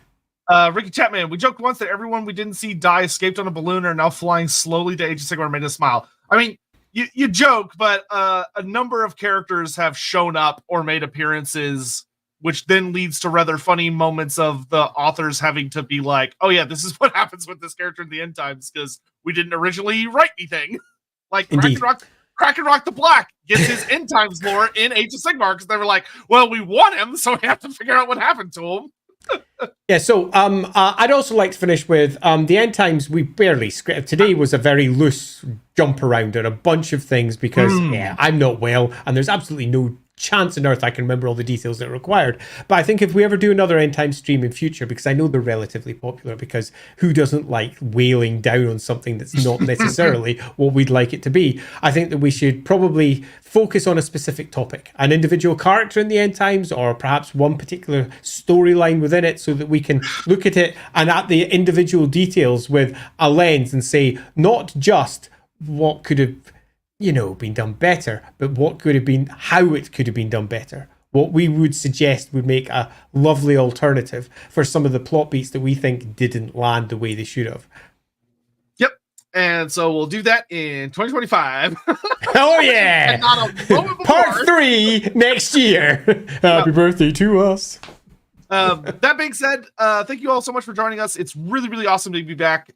Be sure that you join us next week for over on the Loremaster of Sotek channel, as we'll be doing a wish list stream for what we would like to see in Total War. And I'm going to tell you now,